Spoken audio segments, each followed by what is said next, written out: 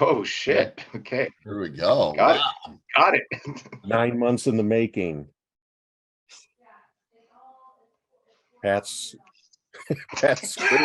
growing up. No, I'm back. Perfect start. Perfect It's a start. nice Earthless shirt, man. It Oh my God. Yeah. Just I was gonna wear a hoodie, but it's fucking hot here now again. It's back in the 70s, but I had this one all ready to go. Oh shit. This episode is going to be great. I almost wore my Dickinson midget shirt, but it's in the wash. That's what I had was my my midget's hoodie. Yeah, very nice. nice. I wore my midget shirt out the other day, and people were looking at me like, "What the fuck is that?" Yeah. And for the 3 people that are eventually going to watch the episode. So Pat in high school attended a high school in Dickinson, North Dakota, and we were all shocked and surprised and full of happiness when we learned that the nickname of Pat's high school are the Midgets, and they still are. And the woke culture still hasn't brought that name down yet. So when we heard that, and he was going back home to take care of some family members, we were all texting, "We want a Dickinson Midgets shirt. We want Dickinson Midgets shirts." It was primarily Nick. Oh boy. Midgets gear. Midgets gear. And he delivered. He Delivered. And they are fantastic. One of the greatest logos I've ever seen. Well, because it actually is a midget. Yeah. Short, squat guy with a big head. It's well, he's a 50s midget, like a little Popeye kind of guy. Fantastic. Well, yeah, this is and it just screams, because I'm in education, it just screams, I want to work in Dickinson.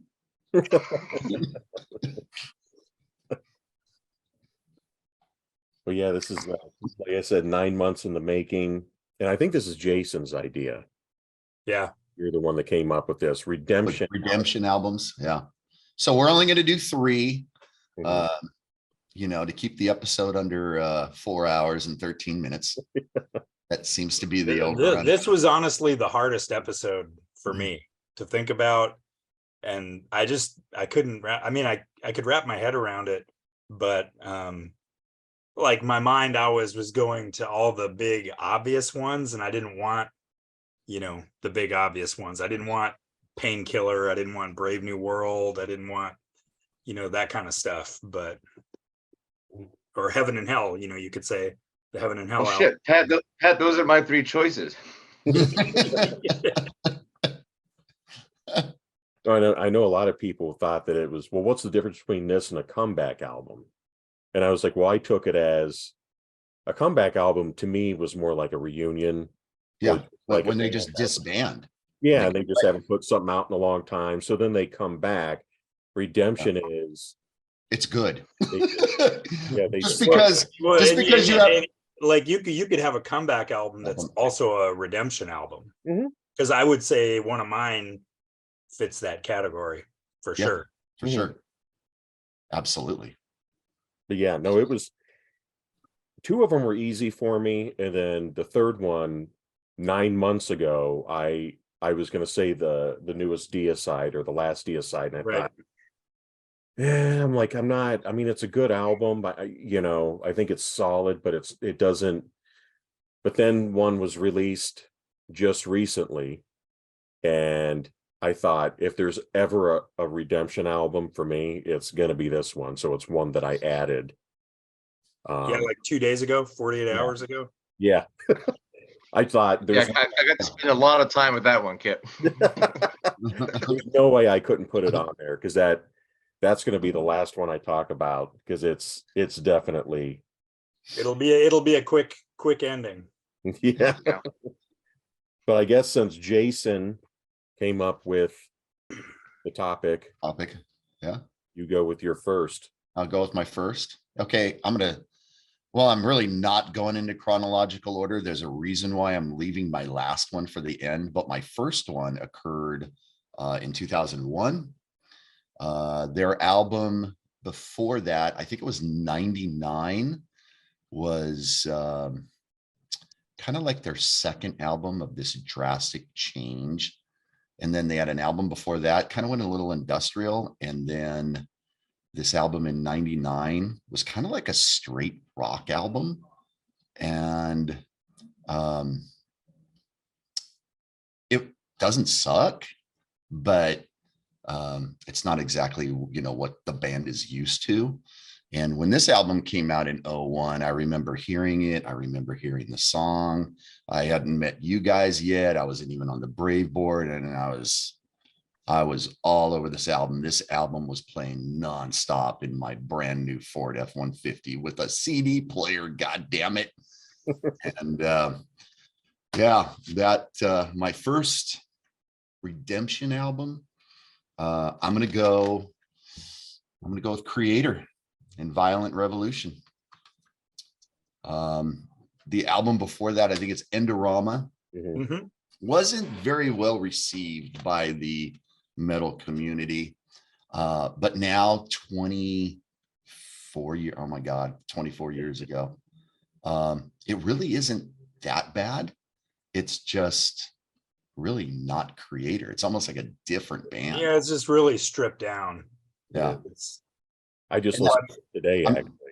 And Back, yeah, it's got good guitar solos, but there's a lot of clean vocals. Was Vetterly on Endorama? I don't even remember. From Coroner, Tommy Vetterly? Yeah. I think he was. He was there for a while. Yeah, he did. He was playing guitar for Creator for a while. Yeah, But no, I think it's it's like- it's pronounced Endorama, not Endorama. Just as a heads up. Endorama. I know Nick, the resident Creator whore, Fanboy. and is here to keep everything tight when it comes to Creator, and then all the other potential thrash that might get talked about tonight. Yeah. dude, I got these. Excuse me, it's Creator.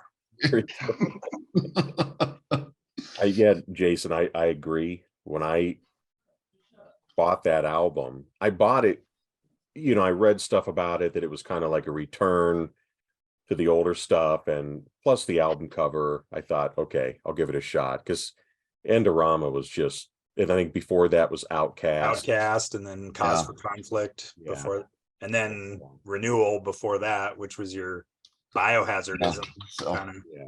So does that guy have a name? Because he's kind of like the Creator. Yeah, Nick, what's that guy's Oh, name? what's this guy's name, Nick? Pretty sure it's Bill. Bill? Oh, he's German. It's Wilhelm. It's, Okay. No, but when I heard Reconquering the Throne, I took one song off of every album that you guys gave, and soon as Reconquering the Throne came on, instantly, I was like, okay, oh yeah, this is back. yeah. So And since then they've I guess they've had a different kind of tune. They've tuned down to D, whatever people like to call it, and they kind of call it the Gothenburg sound. And there's a little bit of a change, but I mean, it's just still pure thrash metal. Yeah, I agree. Yeah, that's a good pick. When you sent it 9 months ago or 10 months ago, it made sense, because Okay, I don't mind those albums before it, but it's a total return to that sounds like when you think of Creator, you could throw that in with Pleasure to Kill, and it's Terrible Certainty. It's Creator. It's not. Yeah, for me it was kind of like Coma of Souls, just going back to that sound. Yeah, and they haven't gone back since. I think that they've been pretty solid. Their last album, that Hate Uber Alles, I love it. I think the guitar solos on it are insane. I think it's an awesome album. And Ventor is easily one of the greatest thrash metal drummers ever. And I don't think that dude gets enough praise, but I saw them on Violent Revolution. I did. Yeah. Did you see him with With destruction? destruction. Yeah. I'm not kidding. That was down in Santa Ana for all those listeners that also live in Southern California. That was down at the observatory, which back then I think was called the Galaxy Theater. And I was in my early 30s, and that was my era of, I can handle anything, and I had to go to the bar and get earplugs. I think it's the loudest show I've ever been to. That was destruction was. Oh my God. Breaks Loose. Was it that one? That was kind of their comeback. Yes. Like that was, yeah.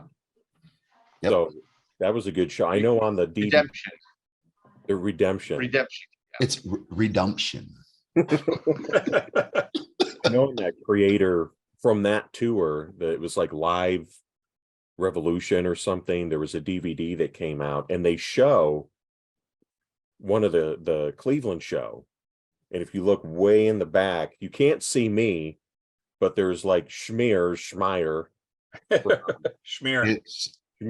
Schmear. and then the drummer at that time, I can't remember the guy's name. And then I was like in the middle. I was just standing there, and I looked up, and both those dudes are like massive. Yeah, because Schmear's like 6'5". Yeah. Schmear's tall. Yeah. No, it was that's a great album. Great first pick. Thank you. It's funk you. So who wants to go next? Nick? Sure. I'm gonna go with an album here that maybe not a lot of people think is a redemption album, because I'm like, maybe again in hindsight, people look kinder on some of the 90s albums, but I think those albums are pretty dull. They do have some moments between, but I think when you think about this band, this artist, the first 4 up to maybe 5 are absolute classics. The next 4 that came after are pretty good, but not great. But I think a lot of new fans and older fans will consider this album to be right up there with the apex of the top 4, or the first 4 albums, and that is King Diamond's Puppet Master. Great call. I know, thank you. So I mean, this is actually the first exposure I had to King Diamond. I don't know how I got so late to the game, but I heard that and I was like, "What the hell is this? This music is amazing!" And then immediately went back to some of the first albums. I went to Abigail and Them, Conspiracy in the Eye, and Fatal Portrait and all that. And then so I started digging through the late 80s, early 90s stuff, and I'm like, oh my God. I think I've listened to Graveyard and Voodoo and Spider's Lullaby like 1 time, maybe House of God 3 times. Like that whole Abigail 2. How about the Deuce? Yeah. How many times have you listened to the Deuce? I think I own that album. I do own it, but I don't think I've ever heard it. It hasn't inspired me to listen to it. But then just comparing the Puppet Master to those 4, 5 albums before, and I think Puppet Master literally is just as good as Them and Abigail and Conspiracy, in my very humble opinion. It's just that the songwriting is amazing.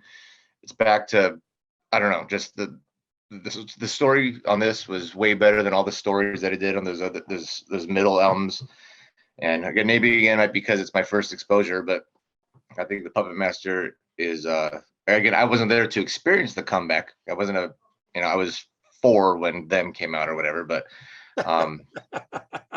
but in hindsight, retrospective, going back through the catalog, I think it is a very easily top redemption album for me. Excellent. I couldn't pick one song off of this. I said the whole album. Smoke. No, I would say I got like 3. I got Magic, and then Darkness and So Sad off Puppet Master. That's a total comeback. I saw that tour in Seattle when I had gone back to visit a friend, and it was the first time I saw King finally, and that thing was just an amazing show. And that was in a smaller club, so it didn't have the full production like he does now with Merciful Fate, and then the last couple times he's come around with King Diamond. But totally amazing. And yeah, I would agree, because I bought all those albums as they came out, and I listen to them once in a while, or if I'm in a King Diamond mood, I'll give them a shot. But God, I typically will go first 5 and Puppet Master, and that's about it. Maybe a couple random songs from the rest.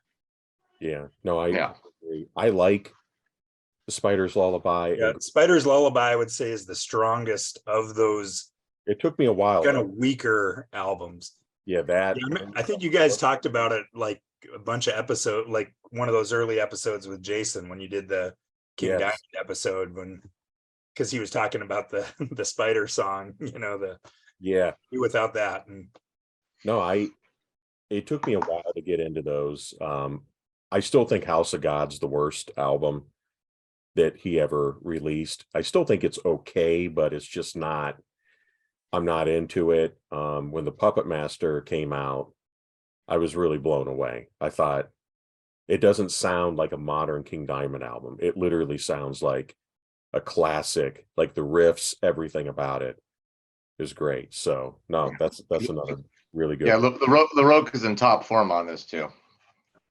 100%. And I don't know if you guys have the dual digipack here with the bonus DVD of King Diamond telling the story of the Puppet Master by candlelight. yeah, Yeah. If you don't have that, I think I'm sure someone's uploaded to YouTube. yeah, you That can is watch a- it on YouTube now. But yeah, Yeah, no, I have it. Jason, do you have it? I do not.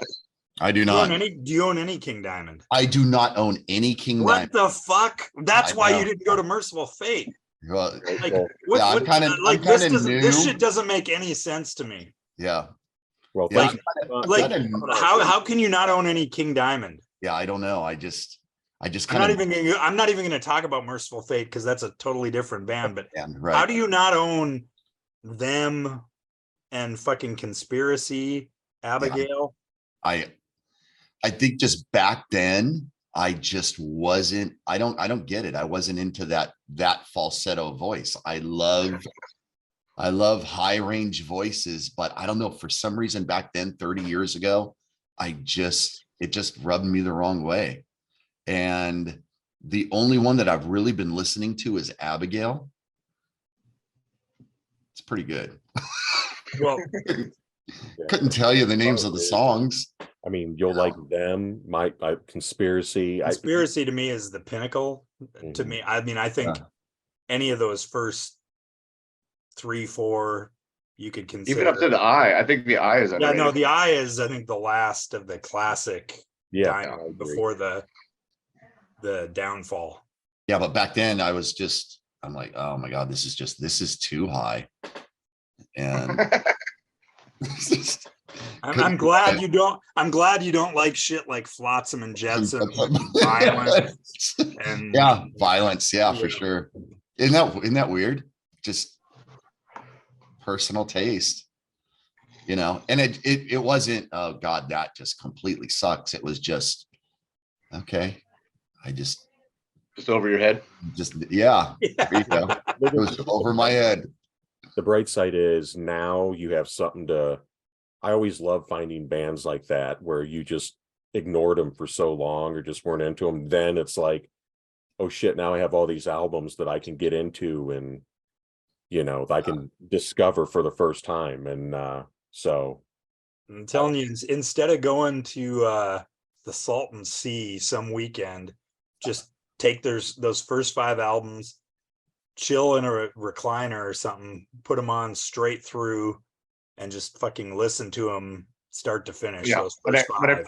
When I first put the Puppet Master on, again, as my exposure to Diamond, I'm like, this vocalist is ridiculous. But I got over it because I was listening to those goddamn riffs. Yeah. And once you listen to the riffs, and then all of a sudden the vocals start making sense, and it totally clicks. yeah, no, I'm still waiting on a new album. It seems like every 10 years he's like, oh, new album's coming out. And didn't he put a song out? I think, didn't he put a song out? And then he was like, yeah, that song's not going to be on the new album. It's just, Yeah, he did. There was a new song like 1 or 2 years ago, maybe. yeah. So I don't know. I saw him the last time he came around. Well, I saw him with Merciful Fate. That's a couple months ago, November. That was with Creator. Yeah. And Are you talking about the tour that Jason didn't go to? Yeah. right. Right. I was going to bring that up because once again, for the 3 people that are listening, I've become the butt of the, King Diamond Merciful Fate joke. Because first of all, I love Creator. And when that concert first was announced for LA, first of all, it was at the YouTube Theater, which is the venue that is attached to SoFi Stadium. So it's about a 60-mile drive. So I was thinking about that. I'm like, oh my God, I really got to go there. right? And then, I haven't been to the stadium yet, and they're already talking, okay, parking's going to be about $50, $50 to park for, a venue, and $100 to park for a Ram game. So I'm okay, $50. And then I gave myself reasons to not go. And then I came up with this lame reason in the text. I'm like, I'll wait for the second leg. And that's just been the butt of our jokes for the last 6.5 months. Well, Good morning. It's a beautiful Saturday morning. Larson is waiting for this King Diamond second leg. whenever that's going to be, hopefully sooner than later, but you should go see it. Yeah.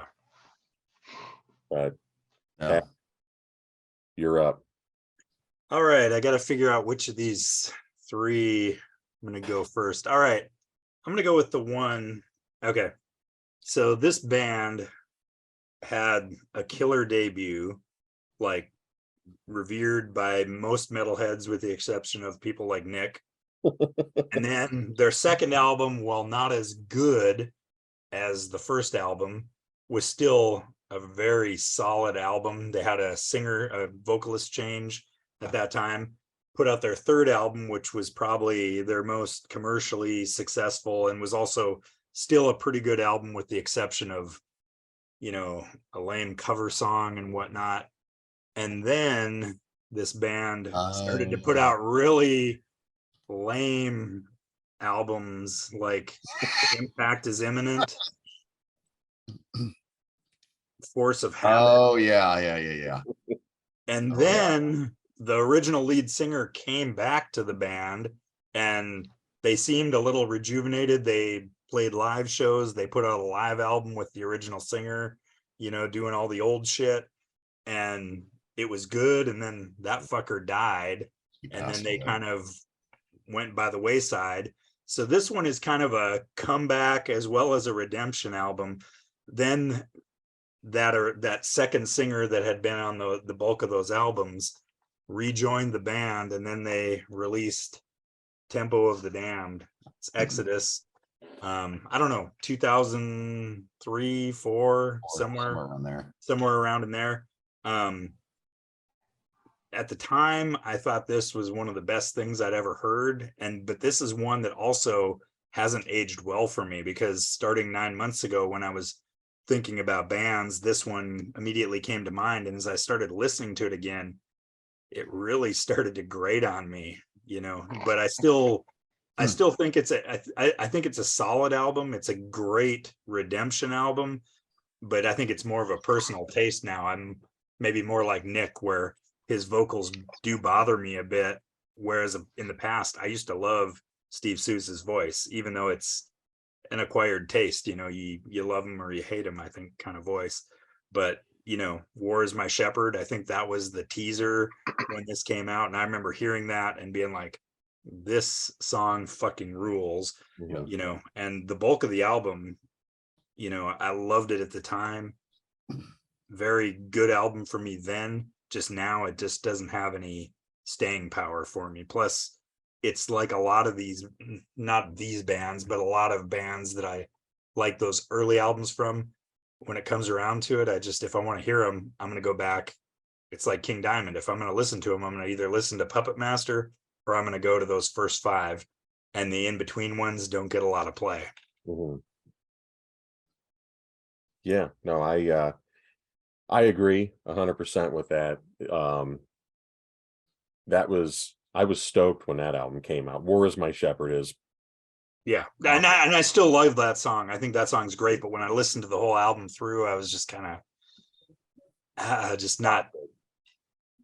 You know, Sousa was like in the Blitz Ellsworth and David Wayne camp. He had like those same style of like gritty, Snarly. Snarly and high at times. Yeah. And I still like it. I tell you, And I love Gary Holt too. I mean, I love Gary Holt, one of the best thrash guitarists out there. I mean, Tom I Hunter. think I've got a card of Gary Holt. Yeah. I think you do too. But no, the ones that one is a great Redemption album. I don't hate the other ones, but they're like Force of Habit and Impact is Imminent, but they're just to me it doesn't, like, Impact is Imminent, it sounds like Exodus, but there was, to me, Exodus, even with Bailoff, there was always, with the riffs, there was like a hook that just caught you. Always. Whereas Impact is Imminent sounded like it, but there was nothing in those riffs that was, gave you goosebumps or wanted you to play it again. It was just kind of like, what happened to Exodus? I go back to the live album you mentioned, Another Lesson in Violence, when Bailoff came back. That album rules. Yeah, no, it's because it has that punch that Bonded by Blood doesn't have. Yeah, and I still listen to Tempo of the Damned. I still like that album. The only ones I don't listen to are the Rob Dukes albums, because I was gonna bring his name up, because I remember listening to what was it called, the Atrocity Exhibition. Yeah, they have two of them. I wasn't even paying attention. I thought it was going to be Sousa, and he starts singing, and I'm just like, "Who's this? This isn't Sousa." And then I looked it up, and I'm like, "Who is Rob Dukes?" Yeah, but I know there's an Exodus camp that loved that guy, and I don't get it. I don't get it either. Yeah, and then they came out with another album, the Atrocity Exhibition B, and I was like, there you go. There's another 70 minutes of thrash metal riffs, Nick. Yeah, I'm not into that. So I thought I was just going to be like their best album I've heard, just because I've only listened to Force of Habit because of the Breakboard with shitty band albums. So I listened to Force of Habit for like those polls. I'm like, oh my god, this is awful. And Temple of the Damned is, I'm like, oh, this is it sounds way better than that. So I'll give it that, because I probably have only heard like one song off of Bonded by Blood. That's about it for my Exodus experience. No, that's definitely a good one, and one that could be comeback / redemption, I guess, since they're getting back with Sousa and and those last couple Sousa albums I think are pretty decent. Yeah, I enjoy those. I actually think I probably enjoy them more than Temple of the Damned right now. Yeah, they're still really good. And I saw him recently, Tom Hunting, even though after his cancer scare, he was still kicking ass. Oh yeah, he's a machine. Yeah, that He kept pulling up his shirt and showing his long ass scar that went from like his heart all the way down to his dick. Yeah, it looked like something you would crawl into if it was a tauntaun and that was Randy Breeden. It's kind of like Steve Grimmett showing his nub at the Grim Reaper. Yeah, kind of like that. That sounds like a Christmas gift. No, that's another excellent choice. So I'm going to go with one that came out in 2010. There was a period from 96 to 2010 that this dude put albums out that it run from me hating to thinking they're good, but they're just fucking corny. And well, one of those I don't think you thought was good. The one I hated. Yeah, absolutely hated. And when he put this out, I was really blown away, because it does sound like the first 4 albums, and it has that feel to it And for me, it was like, okay, he redeemed himself on that. I only have one complaint, and that's the guitar player. I love Prong. Always will love Prong. I think Tommy Victor rules in Prong. Tommy Victor does not have a bluesy bone in his body, and he doesn't need to be playing on Death Red Sabbath. Sabbath. Nick, you'll like the inlay. Yeah. Oh, okay, I'm gonna go run out and buy it tomorrow. Here, let me get Glenn out of the picture. I'll keep him in there. He belongs in there. And it just I mean, it's a great album. It's got that, like I said, it's got that old school feel to it. The other ones, It also has, again, it's kind of how the production, the mastering, whatever, it's got like a real fucking kick to the album. The other ones, not even counting Black Acid Devil, because that one shouldn't even be involved in the discussion. But they're just thinner sounding, whereas this gets the meat back to the guitar. Yeah, and it's like I just rebought 666 Satan's. I mean, just look how corny that is. You know, it's just. Well, Danzig has always been corny, though. I mean, for God's sake. Can I get a correct pronunciation of the album kit from Nick? This one here. Let's. Oh, the one you chose. Hold it. There you go. Death Red Sabbath. But I mean, it's dude, Death Red Moon, On a Wicked Night, Black Candy, Hammer of the Gods. Yeah, Hammer of the Gods, when that thing kicks off. I thought, holy shit, this sounds like the first 4 albums. It's missing John Christ, the guitar player. And it pisses me off because as much as Danzig is Danzig, John Christ is the sound so much because of his playing. Because he did have like a jazz blues background. He's a phenomenal guitar player that I read a recent article. I didn't know he was in an accident that he had to reteach himself. He couldn't even use his fingers. It was a car accident. He had to reteach himself all over again, but he still plays all those songs. And some of the recent interviews, he's like, if Glenn called me, I'd be back on stage in a heartbeat, and I still know every one of those songs. Tommy Victor is, look, he's a good dude. He's great in Prong, but Prong is like, I don't even know what to call it. It's like urban thrash. It just has like this hardcore thrash feel, you know. Yeah, if thrash metal was a style of meat, he'd be ground beef. It's just like he just cannot play. The pinch harmonics that John Christ did were classy. And when Tommy Victor does them, it's like Zakk Wylde buffoonery, but like even worse. And I just don't think it fits, but it doesn't ruin. Well, and because Prong's got their own little pinch harmonics that they do, but it's works. different. Yeah, it works. Yeah. It's like it fits. It's like, but yeah, no, this is a great album. So I've never heard anything past Danzig 4, except for his Elvis album, which I listen to probably weekly. So I don't have anything to compare this to. Like, as far as I never had to go through the hell of what's the 5th one that you Black guys Acid about? Devil. Yeah. So I never heard that. I've only heard the first 4 and then this one. So that's a wise move. So to me, it is a not quite a redemption album because I have nothing to compare it to with the bullshit in the middle there. So good for me. I got the question for Larson. How many Danzig albums do you have? I've got 0. The only thing I know about Danzig is Lucky Fuggy. That's all I know. Good old Lucifuge.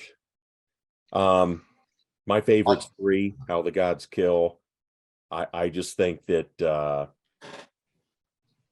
I don't know. Black Acid Devil, Nick, is absolute garbage. The other was 777. I Circle of Snakes is crap. I Luciferi. Yeah, I Luciferi 7-7. That's the seventh one. Then Yeah. Satan's Child 666. I listened to it, but it's just like a parody of him. I don't know. And then getting back into Death Red Sabbath, it was more old school. Sabbath. Both. I can't wait until Lucky Fuggy 90210 comes out. I wish, man. I wish that I was talking with a buddy of mine the other day that my other friend Jason, who's a massive fan. I mean, he's obsessed with Danzig, and we were talking about that article that we read, and we hope. I mean, Erie Vaughn, bass player, get him back, just do like one last thing, but I don't think Danzig is I don't think he's touring anymore. I think he's doing just kind of like minimal, like one-off shows. But it's funny because I never thought that the Misfits would get back together, but then I think they all fucking sued them. And then I think maybe that was the impetus to get them back together.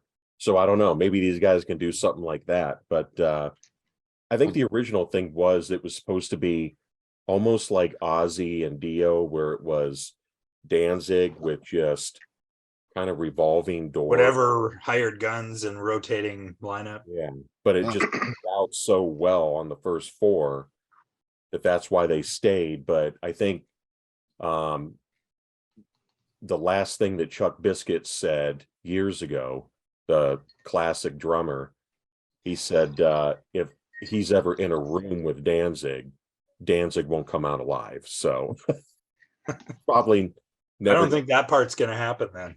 Yeah, but yeah, that's definitely my pick.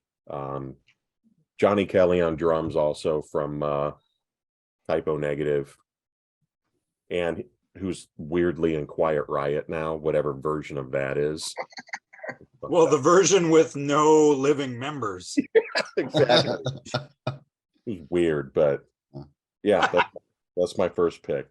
Well, if Danzig isn't going to tour anymore, maybe you can get Danzig at a residency in Vegas, maybe at Circus or somebody like that with Ozzy. And you could just do that. Just have Danzig at Circus just doing all Elvis tunes. There you go. And see? Perfect. Think of the ticket sales. I would go. I would go and then leave when Ozzy came on. I was going to choose the newest Ozzy album, Patient Number 9, but I didn't want to torture anyone. You. Anyone, yeah. I like it. I think it's his best album since Osmosis, but it's just, which is in Nick's collection, by the way. Yeah. Nick's got the what, you talking Osmosis or Patient Number whatever? Like everything in between. Yeah. All of it. And then he even has video of Ozzy's quad accident in England. Oh my God. Well, Jason, you're up next. Oh, already. Let's see. My second choice. This one came out in 2016. And this band had a great beginning. Hold on, is this a band you talked about before? This is a band we have talked about before. Have you talked about it on every episode? We probably have talked about it in every episode, and you just mentioned them about 10 minutes ago. So great start. Their early 90s material I like, and then there was sort of like a drop off in the late 90s. I think they disbanded for a while. They came back. The album before this one, it's entitled, I looked it up on Metal Archives, it's entitled The Cold. And I think the rating for that album, it was hovering right around 40%. That's Ugly Noise. Yeah. Ugly Noise. Oh, was it Ugly Noise? Yeah. Okay. Which one has the song called Kick Your Ass? Oh, KYA. Yeah, No, it's one of those It's either Ugly Noise or The Cold. Yeah, it's one of those. You're right. It's The Cold. It's The Cold. Yeah. And this album, I wasn't expecting much. Came out in 2016, and I think they might have changed record labels. Not that that matters, but this guy, they went from one unknown minor label to another unknown minor label. And I listened to this huge one. Change in sound after that. Big change in sound for this one. Guys, we got a Winnebago for you this tour. No more U-Haul and van. It's a Winnebago. Did Pat pronounce Winnebago correctly, Nick? Or is it Winnebago? Excuse me, it's Winnebago.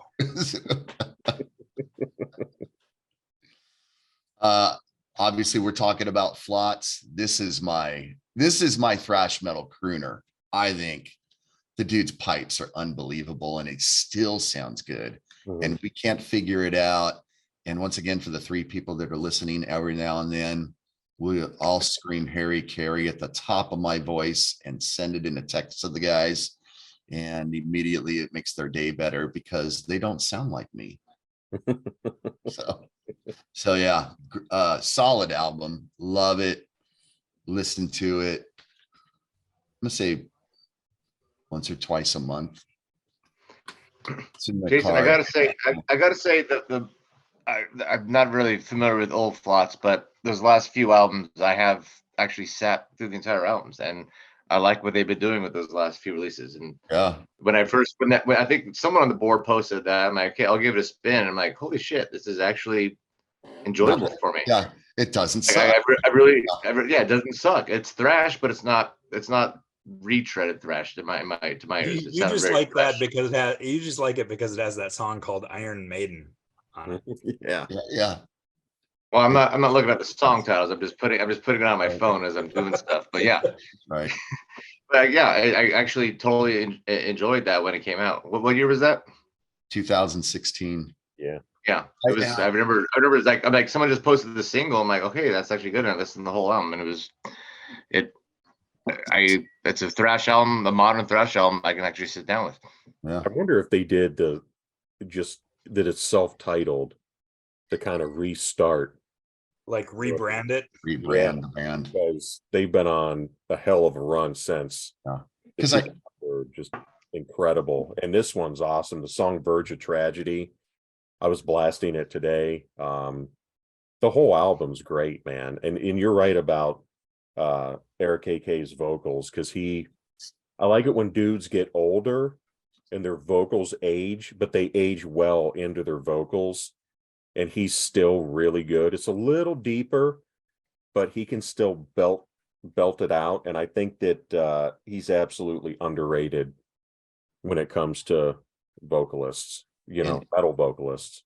And I know I've made the comment in previous episodes why I just can't understand why this band isn't bigger. And Nick would say, it's the name is Flotsam and Jetsam. It's too much, Yeah, but who calls them that? Everybody just calls them Flots. Flots, yeah. You know what I mean? Flots. Yeah, but if you're a kid in a record store looking on Spotify or whatever, you see the name Flotsam and Jetsam, and you're like, skip. Yeah, and but then if you saw the name Flots, you also wouldn't jump at it. Flots. Is this like a band? Is this a Gorillaz, spinoff? No, it is weird though how many people don't. I mean, a couple buddies of mine who are older, and they just the band just went by the wayside. They just forgot about them. I'm like, no, dude, you got to get. It was Blood in the Water, the last one, a couple years ago now. I said, you need to get it. Just trust me, get it. And both of them were just like, holy shit, after they got it. They were like, this is incredible. And I said, well, you need to get the two before it too, and then discover some of the other ones. I like some of the ones in the 90s, the more like Drift. See, I know Pat in previous episodes, that's where they totally lost Pat. And it was a more I'd even go Quattro. We even go Quattro. Yeah. I mean, Quattro. They're one of those bands that I bought all that shit when it would come out, And then I finally hit a point where I was like, I'm not doing this anymore. And I Mhm. think Pat, would you give Quattro a 4 out of 10?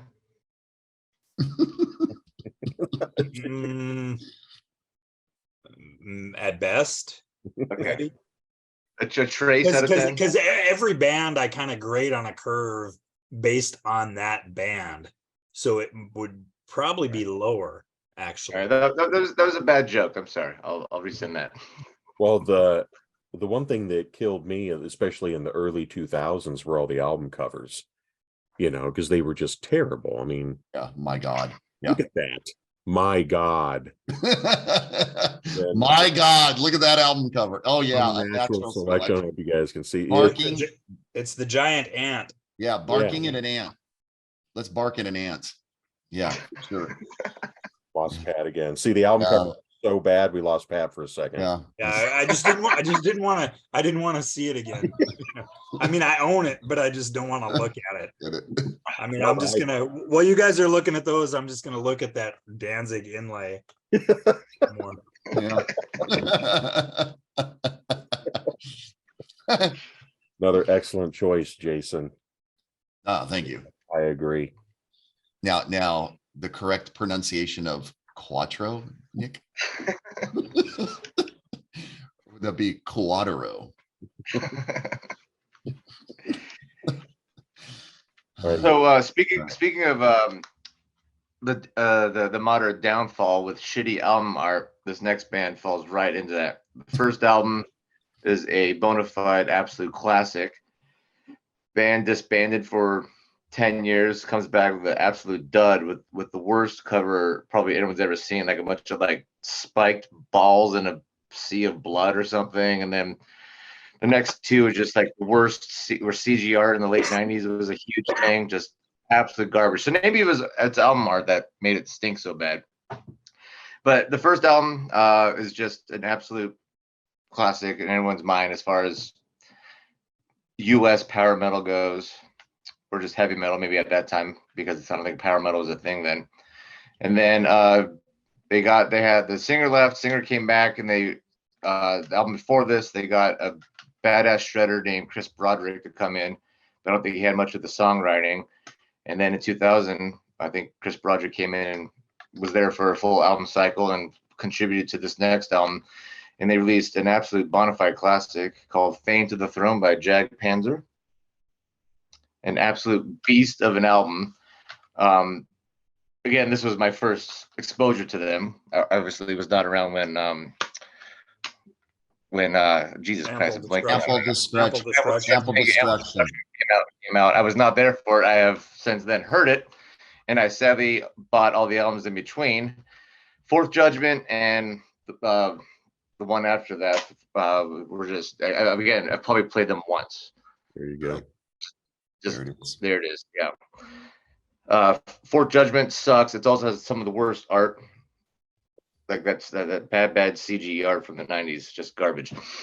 But Fame to the Throne, it's just a true. It's not, doesn't sound like Animal Destruction, but they definitely changed their sound from that. So it's a comeback album, or it's a redemption album, while actually changing their sounds from their most classic album. But then after this album came out, I mean, everything since then has been at least an 8 or 9 out of 10 in my book. The Devil's Core, that their most recent one, Kip, you were jerking off over that. Yeah. The Deviant Core, sorry. That's a great album. Everything they've done since then. Sadly, Broderick isn't in the band anymore, but this album was something I've never heard before. The style of playing, the pretty simple riffs, but the Broderick shredding, and Henry Conklin's voice is one of the most unique voices, I think, in heavy metal. I also like that he's referred to as the Dudley Moore of metal. So that makes me happy. But and also just it's a goddamn concept album about Macbeth. So you don't get that shit very often. Then I saw them on this tour, and it was just funny because they play some old songs and they play songs out this. So just every third song was some Macbeth themed tune. So Harry Conklin had to go from whatever lyrics he was singing to. So here's a song about 3 witches and a cauldron.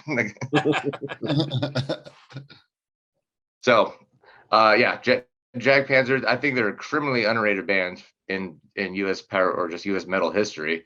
Mhm. They really need to get more love, like maybe like your Flotsam, Jason. But Yeah.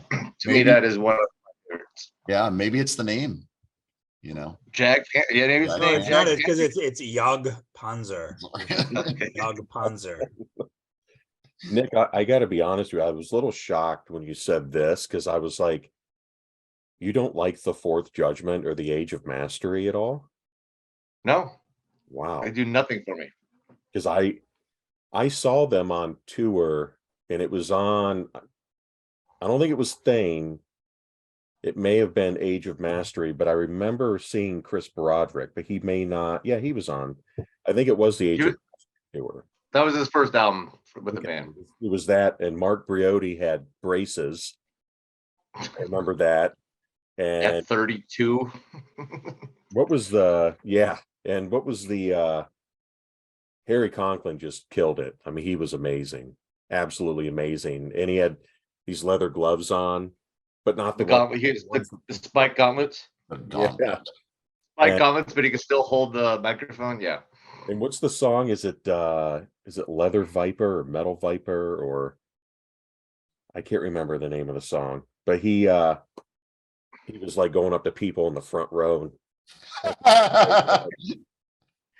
But I do agree the sound changed, and I kind of, your next pick, to me, it was like, it kind of reminded me of that because it was very European to me as compared to just like straight US metal. Power metal. But my song was Hell to Pay off of it. I think that's a great song. I think it's a great album. I'm still a little shocked that you don't like at least the Age of Mastery, because that, or the Fourth Judgment, because that seems to be like beloved. In fact, those two, Age of Mastery and Fourth Judgment. So I was kind of like, because I went back and listened to them, I thought, are these really? I wonder if they're that bad. I listened to them and I thought, man, he doesn't like these, but it's all subjective, you know what I mean? So Yeah, it's maybe because I also one part of my thing into this redemption is also they kind of took off after this album too. So the first two albums maybe might be okay, might not be as bad as I'm saying they are, but it was after this album they started getting a little more notoriety again. They started being talked about in circles more. mhm. Definitely. That it? Nothing else? I know. Yeah, I mean, like Jag Panzer's a hard band for me. Like I like a couple albums. I have Casting the Stones, which I think is solid. Of course, I've got the Wreck of the Edmund Fitzgerald single because you've got to own that.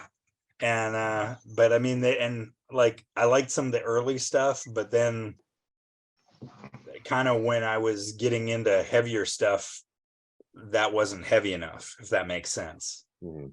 You know, because I remember I heard Eyes of the Night back in '85, that song, and you know, I thought it was good and I liked it at the time, but then by the time new albums were coming out, it was not where my interest was.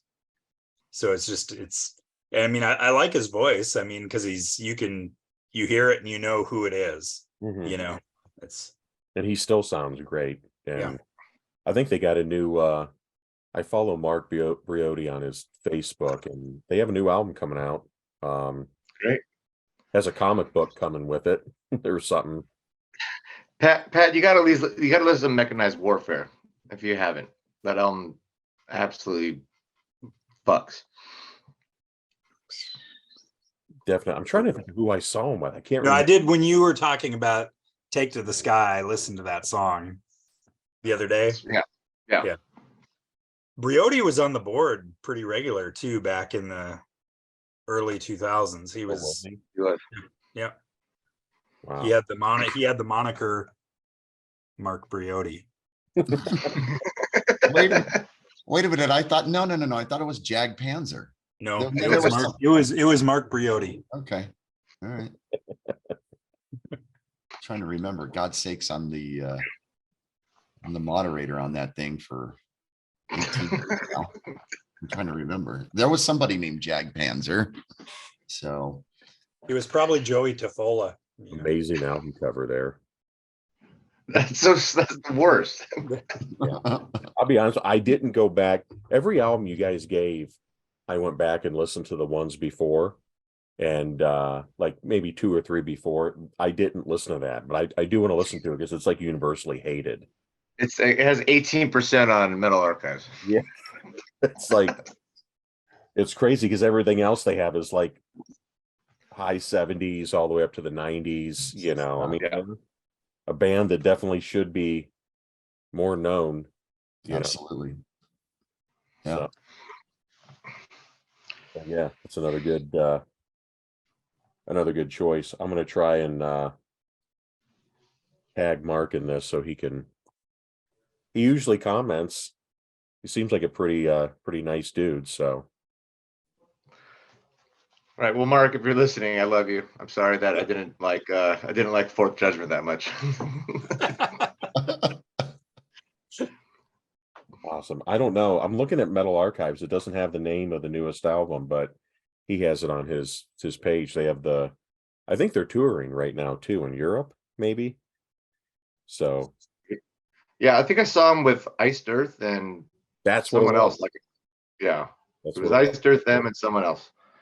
Yeah. And Conklin with the gauntlets is so great. Yeah. Was it Anvil? No, it was not Anvil. I swear to God, I saw Anvil at the same venue, and that's when Lips was begging for pot between each song, and then by the end of the set, people were like throwing shit at him, saying, "Nobody has any fucking pot, man." Just where it was one of those shows, but no, it was Iced Earth on the Something Wicked tour. I think it was Horror Show. Was it Horror Show? Yeah. But I remember I bought a jersey at that show, and Matt Barlow was walking around with his glasses on, his hair in a ponytail, and he was like reading a book. He was like so soft spoken, but yeah, that was the show. Killer line. So what you're trying to say is Nick maybe saw Anvil. So horrible, he blocked it out. I can guarantee you it was not Anvil. Are you trying to convince us or yourself? No, if it was Anvil, they probably played like at noon while Jag Panzer went out at 9. Well, Pat, you're up. All right. This band kind of started out mid to late 80s and put out a fucking amazing debut record. Just a scorching debut. Second album, I think a lot of fans would consider their best album. To me, it's not quite as good as the debut. Then they roll into the 90s and start putting out really non-thrashy subpar albums like Distortion, and then Green. Yep. And then more shitty cover art. Yeah. Ooh, look at Green. Well, this is the Distortion. This is way better. This looks like a thrash album. This is on Metal Archives. I don't know if you could see that. It's too bright, but yeah, it ain't like No, I've got these like body parts. But anyway, then this actually kind of falls into the same thing as Comeback and Redemption to me, just like the Exodus. Then they reformed after I'm fairly certain they broke up. There was just nothing going on with this band. And then they came out with this album, Omega Wave, which, while it's not to the level of the first 2 albums, it's pretty damn close, and it's miles beyond Distortion and Green. Yeah. You're back to the thrash, not quite as balls to the wall as those first 2 albums, but Russ Anderson sounds great. Fucking Dragging My Casket, Forsaken at the Gates, Adapt or Die, the title track of Mega Wave.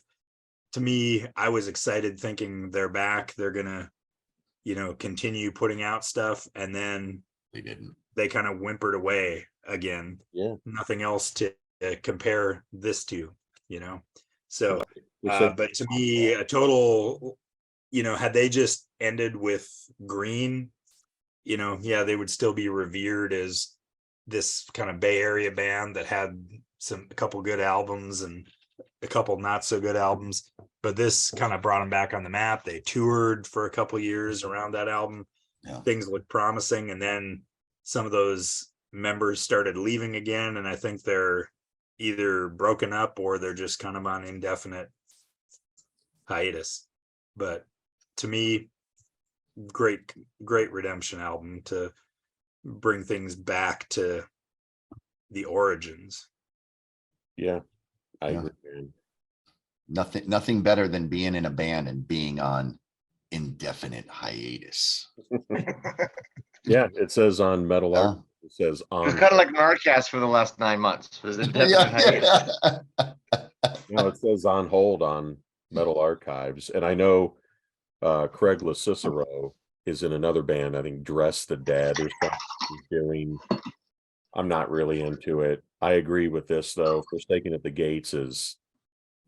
Yeah. There were albums that came out. I think it was this, Heathen, Yeah. Evolution of Chaos, and then Defiance actually put an album out around that time. I think it was, oh my God, is it The Prophecy? I have it. It's Is over it? there, though, but that's, oh, here we go. It's another good album. Yeah, The Prophecy. I dug that too. And all around the same. And I think Heathen's the only one that put another one out. Right. The other one's just kind of like, And I think Heathen's touring again now. Heathen is, and Defiance is too, but they haven't put an album out since 2009. So I kind of wish that Forbidden would do something again, because Omega Wave, I think, is as good as the first two. And Yeah. Wait, I misunderstood that. Who hasn't put out an album since 2009? Forbidden? Defiance. Defiance. Oh, Defiance. Okay. Yeah. Okay. Yeah, Forbidden is What year is that? What year is Omega Wave? 10, 2010. Oh, 10. God damn, it's already been 13 years. Yeah. God. Yeah, and Heathen 2010 was Evolution of Chaos. I remember I was stoked. Heathen, Yeah. Forbidden, I thought, holy shit. Yep. Exodus is still putting stuff out. Like, this is great, man. And then Heathen was the only one to keep going. Mm-hmm. Because their newest was a couple years ago, came out, which I thought was good. I know Field should just listen to this episode. This is such a required Field strong thrash wave. This is He'd be all over this. yeah. Tag required Fields in this. The no catalog cripplers here, Nick. It's that He's with us. Yes. those Distortion and Green, it's almost like those are 94 and 97. It always reminded me of like a poor man's Machine Head, like they were trying to go in that direction. But like Machine Head, I think to me still, at least those first two albums had still more of a thrash basis, whereas like if I'd have heard those albums and not known about the other two, it wouldn't have done anything for me. But it was such a letdown, because you think about how their guitarists played, how the speed of those songs, and then this just simplified it. It was kind of also reminds me of that band Souls at Zero, Yeah, the Wrathchild America, which was just a hell. I'm not going to say that these Forbidden albums sound like Helmet, but it reminds me of that shift to that 90s sound. It was like, thrash is dead. We're not going to become a death metal band, because you're thinking early 90s death metal was exploding. This went in the opposite direction. Instead of getting faster, heavier, whatever, it's let's simplify things. And for a band to me like Forbidden that has those soaring vocals and then fucking amazing guitarists, it just falls flat. Yeah. No, those good points. There's a probably a reason why you can't get those albums anymore. I think they're still out of print, but Omega Wave. What'd you think, Nick? Did you like Omega Wave at all? I mean, Again, I have no point of entry for this. I have no idea what Forbidden sounds like except for this. You've got a point of entry. You got a couple of them. Well, that's with Judas Priest, but I have no idea what the hell. I've never heard Forbidden outside of this, so I thought it was listenable. I didn't hate it, but I obviously would not ever want to listen to it again. That's an endorsement from Nick. If it's thrash, I listened to it. It was enjoyable. I wouldn't listen to it again. But I haven't heard the other two classics that you're talking about, so I have no idea if it's good or bad. Similar to what you guys were talking about earlier, the Exodus. So I mean, Russ Anderson, I always figured you would like stuff like this more, just because the vocals are more not power metal, but they're more powerful. They're just not straight thrash. It's not Steve Sousa. Yeah. Yeah, acceptable. But again, I have nothing to judge it against. So yeah, well, you should check out the first two, see if you like those. Forbidden. I'm not going to do that. No, okay. I love it. I love the honesty. All right, so my next choice is a band that I gave up on.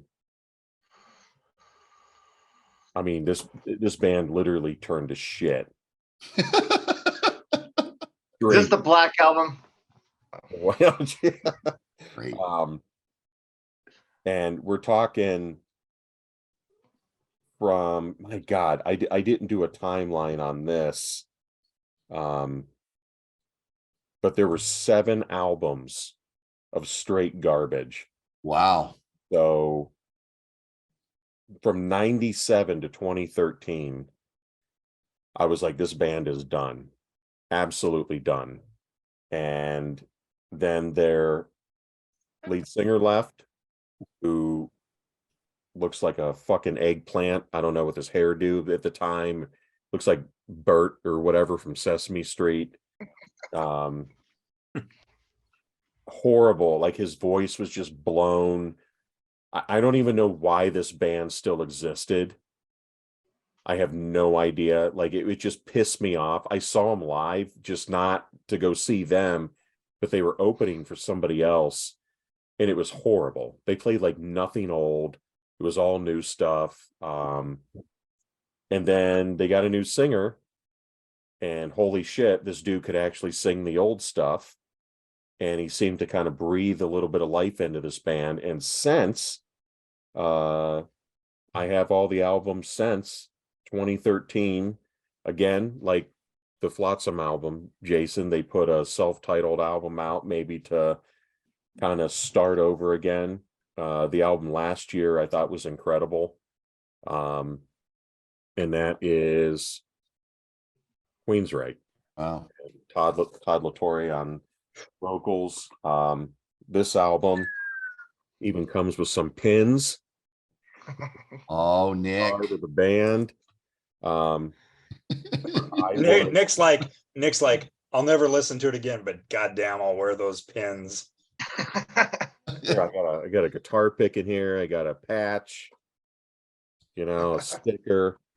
But I got to be honest with you, when I heard the songs off of this, I just thought, especially the song In This Light, which I think is one of the best songs they've written ever. No shit. I thought this is crazy. And Todd is just a great vocalist. And, I think they have Casey Grillo in the band on drums now. So it's only Eddie Jackson and Michael Wilton are the only 2 original guys at this point. There's one thing that they're missing, that all the 3 newest with Todd, the albums are missing one thing, and that is a Chris DeGarmo style guitar player.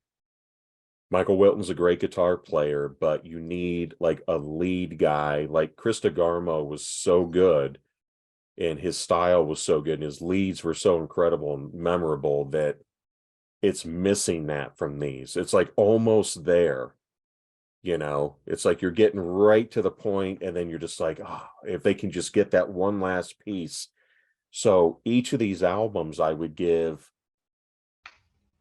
like, 7.8 out of 10, 8 out of 10, something like that. But they're not up to the level of Promised Land back. And Promised Land took me a while to get into, but that's really the last Queensryche album that I like with Jeff Tate. And I just think Tate has become a parody of himself. And No way. No way. his God. And I've been trying to find for the longest time. He did some like dinner theater thing in Seattle or something where he at the Moore, I think. Yeah. did that, and he was like walking, and it wasn't Queensryche, it was just Jeff Tate with all these random people, and people were like eating, and he's walking through the crowd, and it was so bad. And then that video came out with Tate talking about His wine. yeah, he's like, Where he Just about does himself. where he jumps like 3 inches off. He's like, wait, watch this. And it's a slow motion of him performing on stage with Queensryche, and he jumps like 3 inches off the stage. And he goes, I love that. yeah, Yeah. He's like, Hey, I'm Jeff Tate. I'm a singer. I'm a writer. I'm a wine connoisseur. I'm also Yeah. a father, a grandfather. Yeah. And then it shows him riding a motorcycle like 30 miles an hour around a corner, like he's badass, and he's like, oh yeah, I love my job. And I love life. yeah, I live life to the fullest. and it sucks, man, because I think, what was it, last 2021, Nick, I sent you the first couple Queensryche albums, Yeah. the remastered, and the EP actually comes with the Live in Tokyo show, which is unmatched. That's like one of the greatest live shows I've ever heard. His vocals are insane, and to hear him now, he just sounds like some deaf guy that's like trying to sing. It's terrible. He has no tone. I feel bad for him in a way. He's so corny now, but Todd just took that band, and they're just like respectable. They're not ever going to be on the level that they were, but he made them respectable again. He's kind of like Richie Faulkner in Priest, where it seems like he kind of gave them like an extra shot in the arm this late in their career. And I think that's what Todd is doing, because he's able to hit. He comes out, he does Knight Rider and Queen of the Right, it's shit like that, and you see reactions of people like, oh my God. And then I mean, it's great. These albums are really good, but like I said, they're just missing that real lead guitar player. I think the guy they have now is Mike Stone. Yeah. So, but Yep, I thought it was pretty good, but it still just doesn't do anything for me, like compared to Q2K. I think I'm pretty sure that's where the band peaked. yeah, that's the album I saw them on, and it was straight trash. Q2K, Tribe, Dedicated to Chaos, Operation Mindcrime 2. Shit, I saw them like 3 times opening up for Brave New World. Yeah. That was Q2K. Yeah, it was That was your awful. album. Yeah, exactly. That's why I stayed the whole time. Well, the last But yeah, album, Tate just became, like you said, such an absolute parody. It's hard for me to take that band seriously, and even listening to this, it's like that guy has tainted that band in my head so bad. yeah, I struggled to enjoy it, even though it was not nearly obviously as bad as some of the shit that's been before, and as good as the stuff obviously earlier on. But seeing Jeff Tate, especially in Seattle, or Queensryche in Seattle, opening for Iron Maiden before Halford, and like they came out for like their 5th encore, like Seattle, our hometown, like everyone's like, go away, we want to see Halford and Maiden. they went quick. The Promised Land's a great album. It's really dark. progressive, but it took me a long time to get into. But then when Here in the Now Frontier came out, holy shit, that song Sign of the Times, and I just thought this band is done. And then they were just in the toilet for like 20 years almost, I just thought, how are they even still putting albums out? And then it's kind of like Anthrax after Sound of White Noise. It was just, to me, just complete crap. Even those last two. I was telling Nick earlier, it was like, I'm thinking of Redemption albums, and one of my buddies is like, well, would you put worship music on there for Anthrax? I'm like, no, because I don't hate it, but it's got to be a good album for me, and that just wasn't good. Right. So see, I mentioned Anthrax, and there he goes. Now I'm Patrick. now little glitch there. Pass the I got it. There you go. No, I saw Queensryche with Priest last year. I took a day off of work, got the tickets at Planet Hollywood in Vegas, took my son Matt and his friend Danny, and that's when I first experienced De La Torre, and they opened up with The Warning. And I mean, I'm 15 seconds in, and he's sounding just as good, if not better, than Jeff Tate did. And I turned to my son, my eyes. Hold on, Jason. It's also G off. It's G off. Yeah, you know what? Maybe it was something you guys, I was not expecting it. Yeah. And we were just there to be early, because of the strip and just showing up early. And I turned to my son and I'm like, oh my God, I'm 13 years old again. Dude, he nailed the songs. And then they played In Force. And then he played NM156. Yeah. And I am just in my element. I'm like, okay, this is Queensryche, because for me, The Warning is Queensryche. Everybody, Mindcrime is their greatest album. I'm like, well, it's progressive, but it's almost like a rock prog album. Yeah. Dude, The Warning is just metal. And even to me, even when Rage came out, it's called Rage for Order. That for me, that was really it was a down. Yeah, it was. You're talking about Rage Against the Machine. No. What, they have an album called Rage for Order? Rage for Order, yeah. That's my favorite. That's my top. That's your favorite? Yeah, for me, it was a downfall. But I just think they were, for me, Queensryche. The Warning is Queensryche. Yeah, dude. But yeah, I recommend that.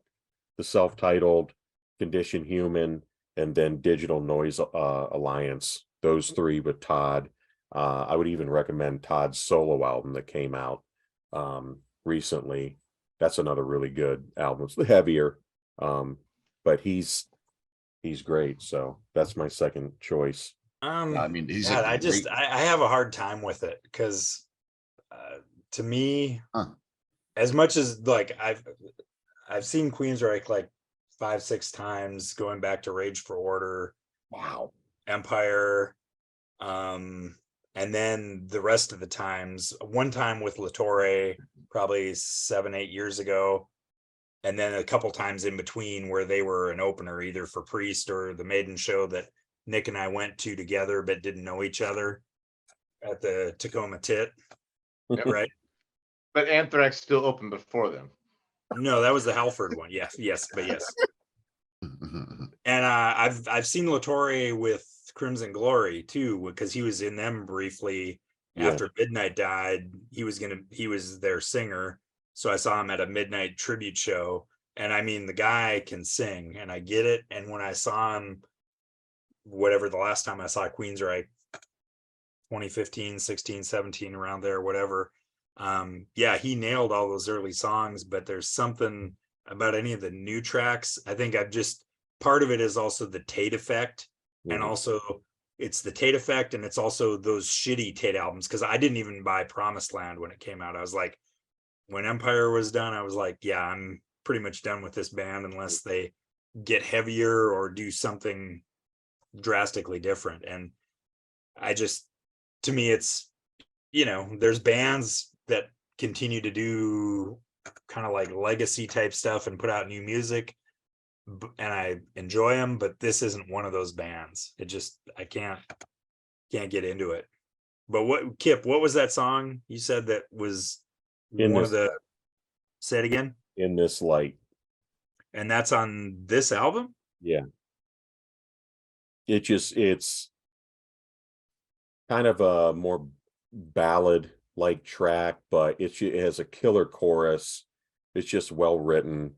That's why the album blew me away, because I thought, and I know we're talking about it a lot, but it seems like all the albums we've spoken about up to this point, it's like there's only a couple albums in between, or maybe they went away and came back and put out. This is like almost 20 fucking years of straight poop. Yeah. And then it's like, holy shit, they put an album out that I could listen to and not be embarrassed to have in my collection. So, and that song really grabbed me when it did come out. Oh, The Verdict. I'm sorry, there's 4 albums. I always forget one. The Verdict, which is, so there's a self-titled Condition Human, The Verdict, which is another great one, and then Digital Noise Alliance, which I think is probably the best one out of all of them. So, and Casey Grillo, the drummer, was in Camelot, the power metal band. Oh, fuck. I can't stand those guys. You don't like Roy Khan? No. Fuck no. Oh, Black Halo is great. No. Fuck. I cannot. I've seen Camelot a couple times. Cannot stand them. You like Conception? I've seen Conception. Couldn't stand them. What? Best thing I've ever seen from Conception was eating fucking Chinese food in Atlanta, and Tori Otzby, excuse me, Nick, how do you say his name?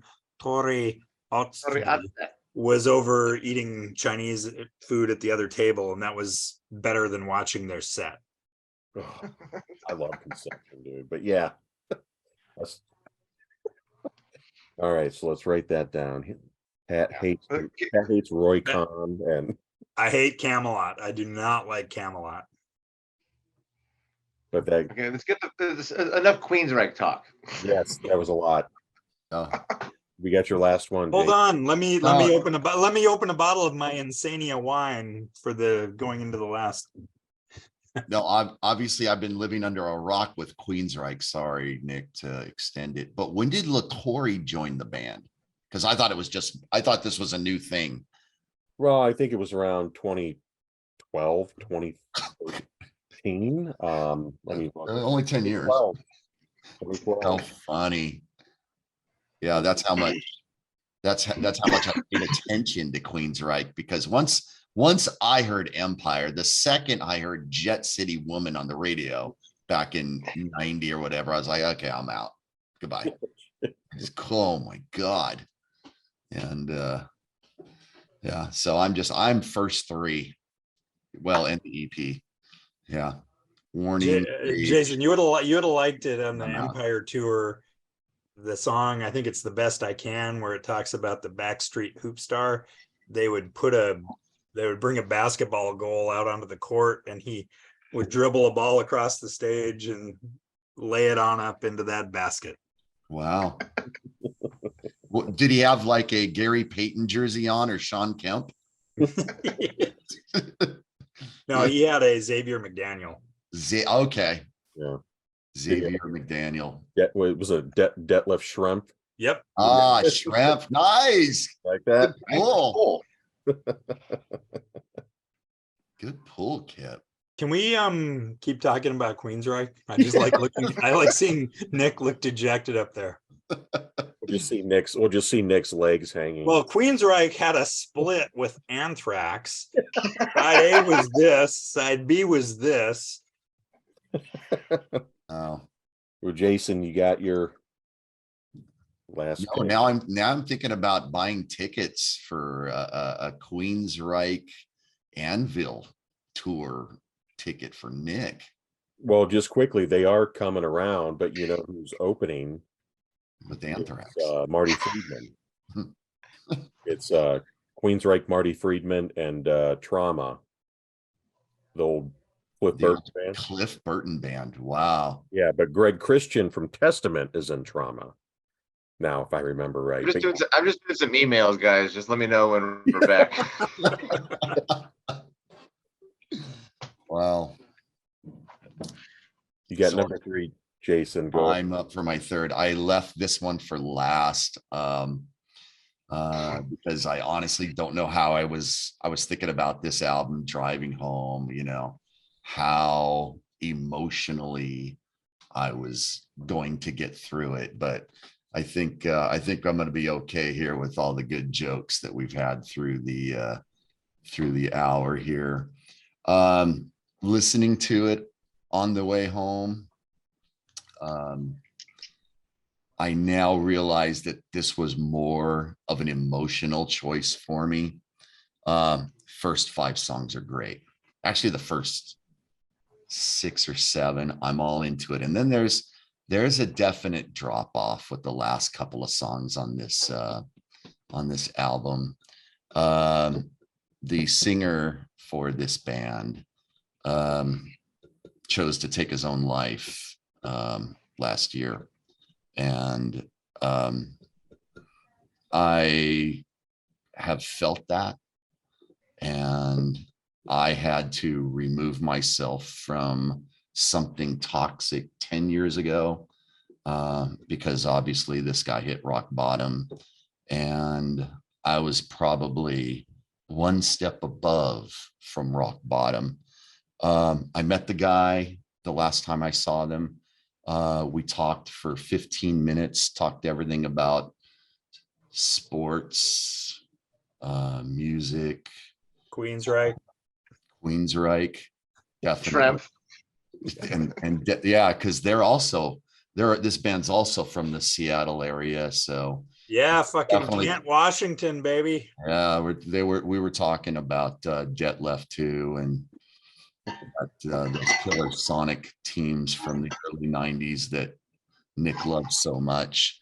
But yeah, I was so excited when I heard that he was going to join the band again. And this is a 2016 album.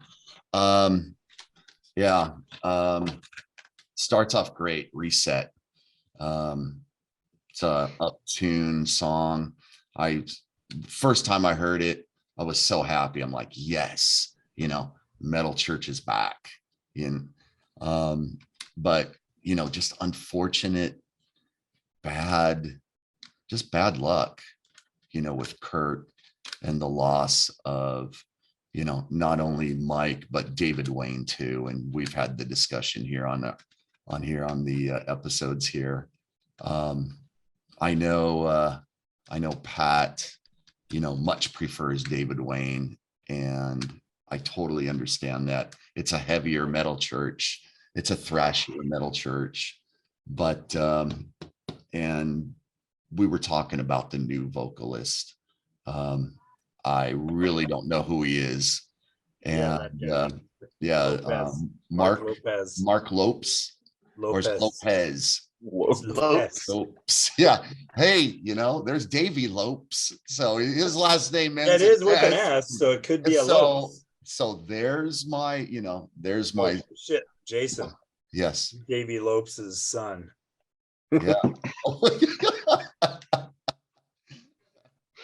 So yeah, I did look up the score on Metal Archives here. This is in the low 70s, while the album before that, help me out, Kip. Generation Nothing. Generation Nothing. Which I think had Ronnie Monroe, right? From yeah, he was in yes. Malaya Rage.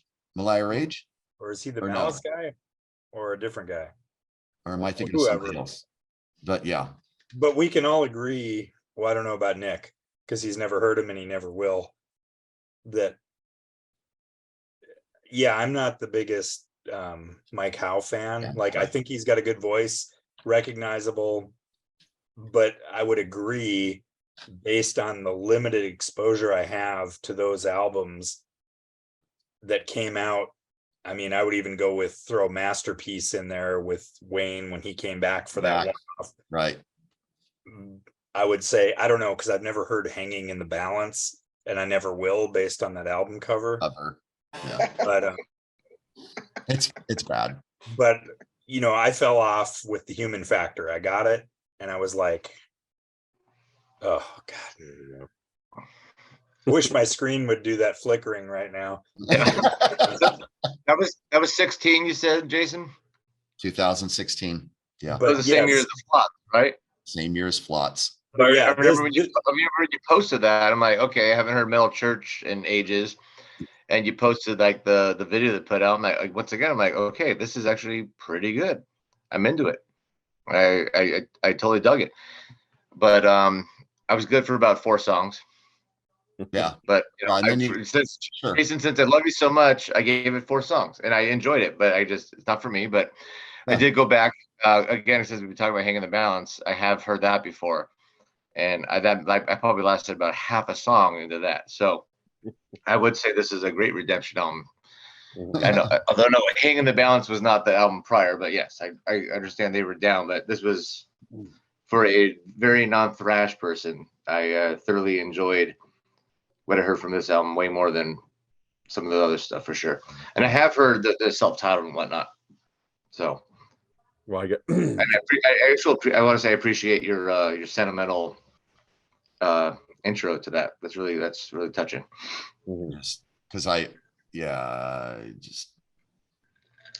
to get out. I had to save my own life. I really did, because I had a plan, and my coworker by the name of Jaime Ariano, he called the police, and you know, I don't remember that day, but I remember waking up in Chino in a mental hospital.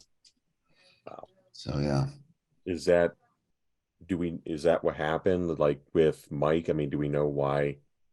Yeah, I apparently, I think he had what I something to do read, with like he had maybe opioid issues. Did you read something about that? Like not like overdose, but like no, from what I read from the articles with Kurt Vanderhoof, he just had medical issues, and that's where The Human Factor, the lyrics for that kind of came about. So apparently he had something, and that's how I read it. Just lingering issues, and he was a tiny guy. He was 5'7", 5'8", you know, but you know, friendly. And well, Kip is like 5'5", so No, I'm 5'7". I was shocked when when he passed, because I thought, I was happy for Metal Church. I like this album. I think Signal Path is a killer song. It's probably my favorite song on the album. My favorite Metal Church album, Jason, is Blessing in Disguise. It's just, yeah. I love the first 2. I absolutely love them, but Blessing just took it, like, the songwriting beyond. Right. The songwriting. I just thought that it's such a killer album, and I was happy that he got back in. And when I saw that he died, I thought, holy shit. Like, it's just and crazy. then when I heard it was suicide, I just kind of went into a shell for a few days. Yeah. I don't even know how to explain it. I'm like, wow, he did take the next step. Do you like the album after this, that Damned If You Do? Damned If You Do? Yeah. I mean, it's got Mike. Yeah. So it's just that emotional connection now. Mm-hmm. Because it's just, I remember that. Just remember that time back in March of 2010, where you're just like, you know what? The world is going to be better off without you in it. And I hate when people say he's just selfish. It's just, I don't know. It's kind of a holier than thou reason about the whole mental illness part. And Well, yeah, it's sad. it's just for that one really hurts. I mean, Neil Peart hurt, but to know that it was suicide. Yeah, that's kind of weird. I never really thought of that. Kurt Vanderhoof with 2 lead singers now. Yeah. Gone. Gone. The only time I saw him was with Ronnie Monroe, and it was a weird lineup. It was Wasp, Metal Church, and Stephen Pearcy from Rat. Strange lineup. But yeah, and I got to talk to Kurt too, and I'm just a huge fan of him too. And he's got this other band. He's got this Kansas Yes Prague doppelganger band that just goes back to the 70s sound by the name of Presto Ballet, and they're supposed to come out with an album, and I'm looking forward to that one too. But yeah, you just I don't know what else to say. I think it's a solid album. I'm going back to the album because I think it is a solid album, because I actually pre-ordered it, because even though I'm in from the Church of Wayne, I did like Blessing in Disguise, and I own Weight of the World, which I can't stand, and I thought this was going to be the thing to get them on a better trajectory, and I pre-ordered it. Didn't like it as much as I thought I would, but still enjoyed it, listened to it periodically. But yeah, with the death of him, I mean, to me, that was like the end of Metal Church, because it's like, I don't know what else you could do vocally, because the excitement of his return and how they were able to tour at some small level with him back, I don't see what they can recapture or how they can reinvent themselves to make it something that I want to hear. So Right. Definitely a good choice. Yeah, and like I said, it's just really emotional for me, for the obvious reason now. I appreciate your bravery there, Jason. Big time. Thank you. Yeah. That's another great choice. Yeah, 3 out of 3, Jay. Thank you. All right, I'm trying to go 1 out of 3. No, well, I would say you're 2 out of 2, because I love Thane to the Throne. I thought it was a really cool album, but I was just shocked at the previous 2. But I would say that you're 3 out of 3 on this too. Oh, and I've got Jag Panzer in my collection too. I've got it. Okay. I've got Ample Destruction. I've got Thane to the Throne. I've got Fourth Judgment. Good. So my third one, it might be a little bit of a shock, but it's because the first album wasn't that great, but Jeff Tate's second solo album, Kings and Thieves, was just such a redemption.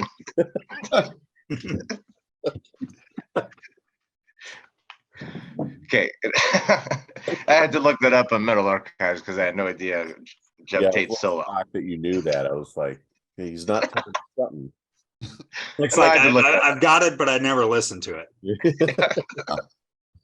it.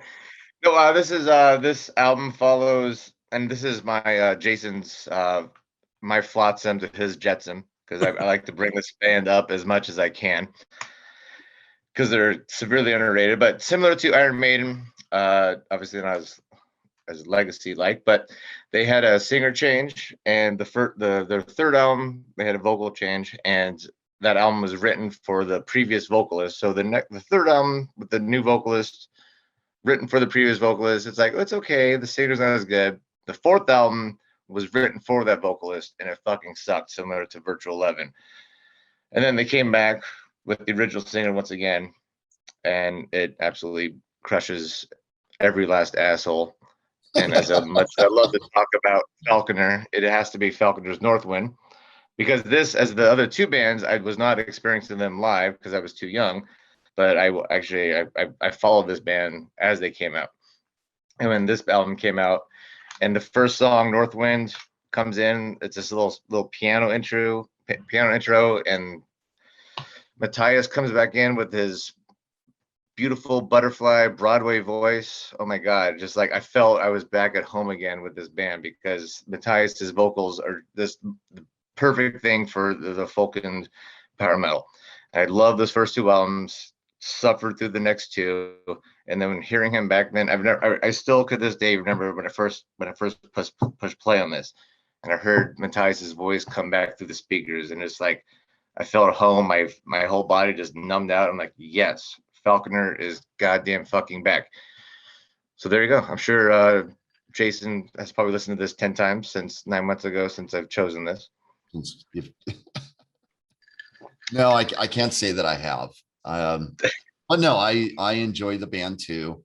Obviously not to the extent that Nick does. I do have them all. I have all the CDs in the collection. There you go.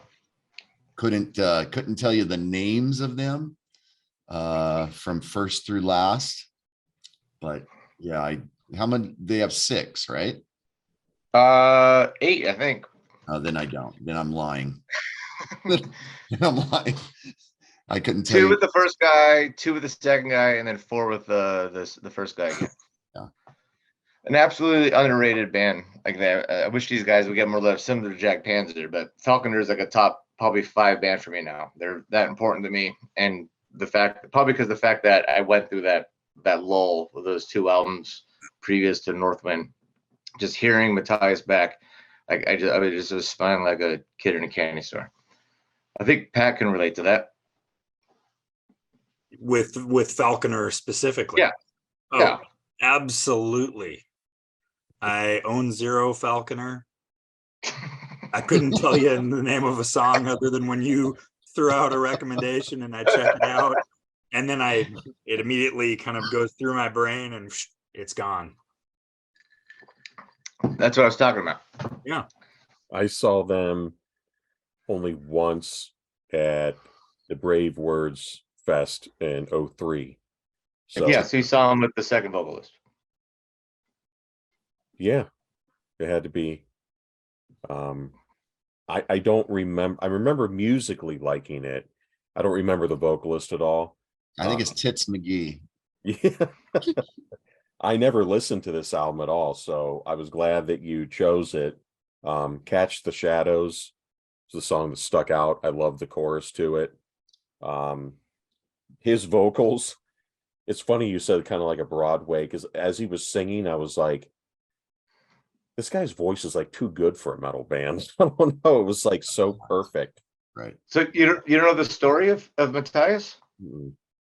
He so the guitarist of Falconer, he used to be in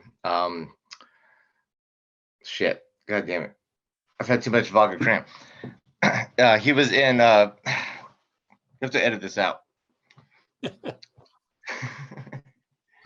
Help me out here, boys. The guitarist. I'm looking.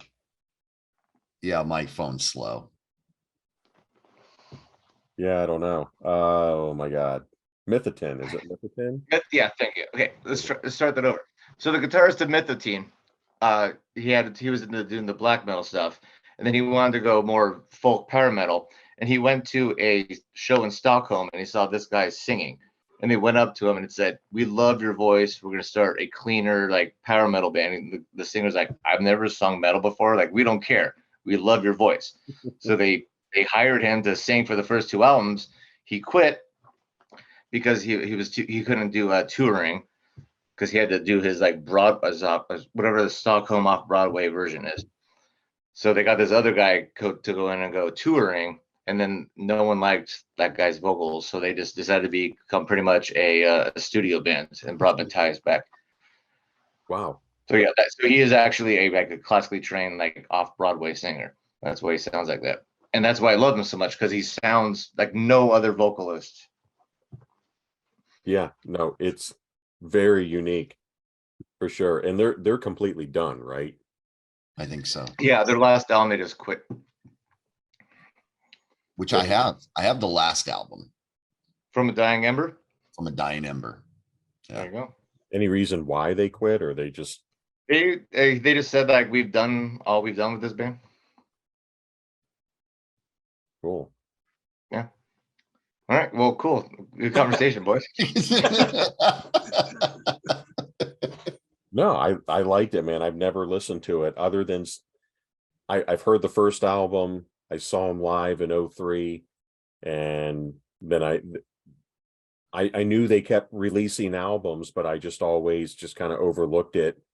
But I know that they're super important to you. I mean, you talk about them a lot, so Yeah, you got to listen to Armand. It's an album that's all in Swedish.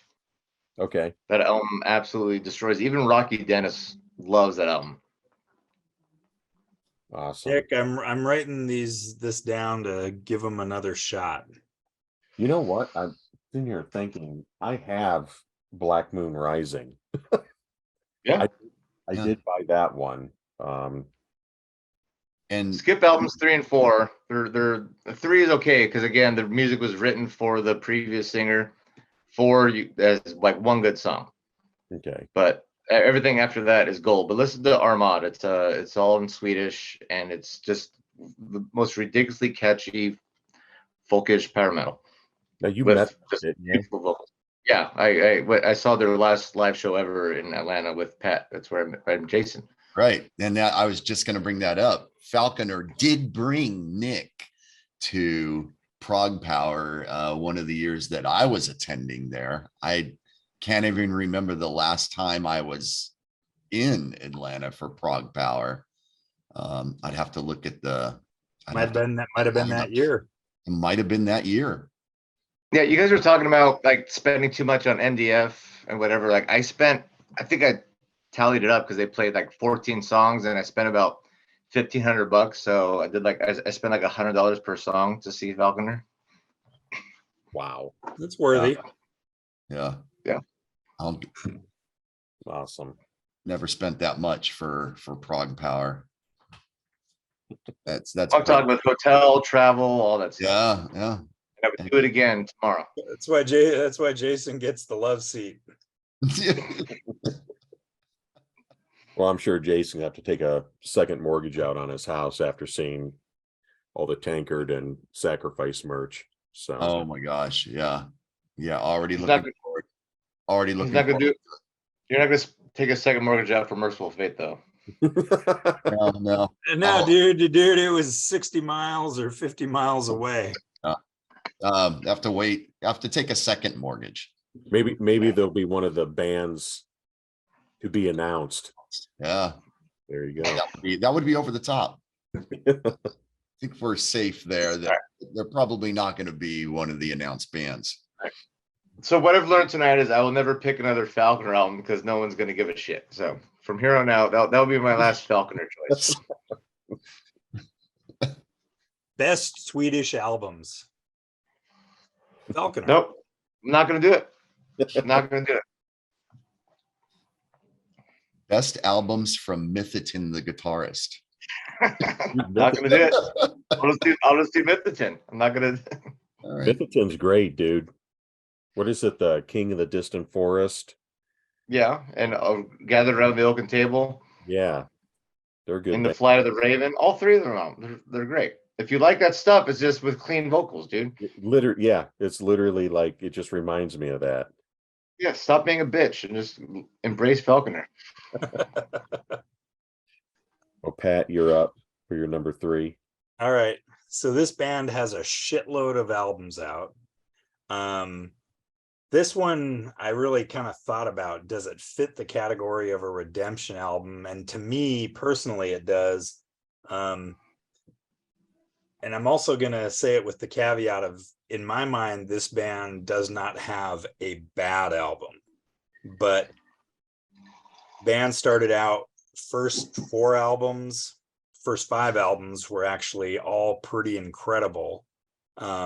I mean, a few hiccups within those first 5 albums. Then album number 6 hit, which was this, which made me think, what the fuck is this? This band is like, where is the overkill that I love? Right. You know, and I know there's a lot of, I think, Kip, you like this album. To me, it does nothing for me. Album after that, WFO, this was to me a return to the Overkill that I liked, and I consider this almost on par with the first 5. After that, The Killing Kind. To me, it was a very solid album, an enjoyable album. They had numerous lineup changes that had started to occur, an album or two prior to this. Again, this is one I'll listen to from this kind of down period. And like I said, I don't think they've put out like a bad album. Just they hit a lower plateau. They hit a valley, really, and they stayed in that valley. Overkill can always put out a killer opening track, and then after that, the albums kind of start to sound the same to me, and I'm kind of like, what album am I listening to? What's the name of this song? Yeah. They did From the Underground and Below, Necroshine, Bloodletting, Killbox 13, whatever this is called, Relics, whatever. I know Kip likes this because this has the Eddie Trunk song on it. God. Kip loves it.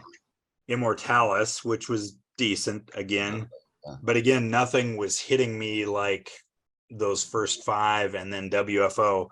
And then this fucking album came out, Ironbound. To me, this is their redemption album. This is where they left that valley and got back to the peak. I mean, this, Green and Black, Ironbound, the title track is probably one of my top 10 all-time Overkill songs. The SRC, Bring Me the Night, just a fucking killer Overkill thrash album. Unfortunately to me, since this album, they've slowly started the decline back into that valley again. So I'm kind of concerned, and I'm waiting for the next redemption, something that's going to kick it in the ass. But Ironbound, to me, like I said, those first 5 albums plus WFO, I would throw this somewhere. I would actually put Ironbound ahead of Under the Influence. Okay. Yeah. Because Under the Influence is, to me, the one kind of rocky album of those first 5.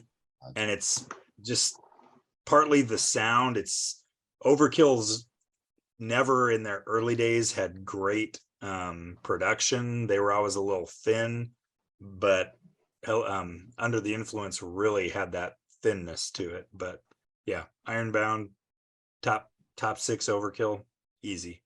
Yeah, Overkill. Like I said, they put out all those albums which were solid, but just to me they weren't memorable. You put them in, of course, it's Overkill. You hear Blitz start to sing, it's Overkill. But I just none of those albums have that memory for me where I know the songs, I know what's coming next, I'm just waiting for it. So yeah, I think that from Horoscope, from Feel the Fire to Horoscope, that's like one era. Yeah. And from like I Hear Black probably all the way to whatever Immortalis to me is like the other era. And then Ironbound really was like Bring Me the Night was my favorite track off of it. Return to Form. They did kind of like the Electric Age, White Devil Armory. I think those are really good. But yeah, then, I think they're good. They're just, to me, they just are starting. I'm worried in my mind that they're starting that slow drop each time, because they have that other album. I fucking can't remember the name of it. After those, well, the Grinding Wheel I know really well, but what's the other one? Wings of one. War. What is it? Wings of War. That's the latest one. Yeah, and that's one that I don't know, because when I listened to it, I'm like, fuck, it kind of reminds me of, I'm back in that era of Bloodletting and that kind of thing. Not that it necessarily sounds the same, but it's just, it's not memorable. I can't remember when I saw them. It was in that middle period, but even then, live, they were just killer, amazing. Yeah, one of the best. And Blitz still sounds great. Scorched is the new one that's coming out. Yep. I like that first track, the single. Surgeon. Yeah, the Surgeon. I thought it was cool. But it's overkill. I mean, when you're a band for 40 years, you know what I mean? And you're a thrash band. I mean, I agree. I don't think they have anything that's terrible, but it's like, there's going to be, Peaks and valleys. exactly. Sure. I think if you're a thrash band, you just kind of go like. What did you think? Did you listen? I didn't listen to the whole album once again because it just sounded like a. I mean, I remember when this album came out, everyone was jerking off over it on the board, and I mean, I heard it back then. I spun a couple tracks off of it, and I've said this 10 times tonight. I have no back reference as to like what good Overkill is. I thought it sounded good. I thought it was well produced. I thought it was well played. But I don't know any older Overkill. So if you really want to try to sell me, I need to hear what it is. But I enjoyed the 25 minutes I gave it today. Yeah. So I did that. I did that for you, Pat. I'm gonna turn around and listen to the whole Armand album. I'm gonna put it in my queue for the morning before I go to work. Even just give it 25 minutes. That's like I did. Yeah, I'll listen to it for sure. My favorite Overkill is, believe it or not, is Horoscope. Yeah. It's just, and so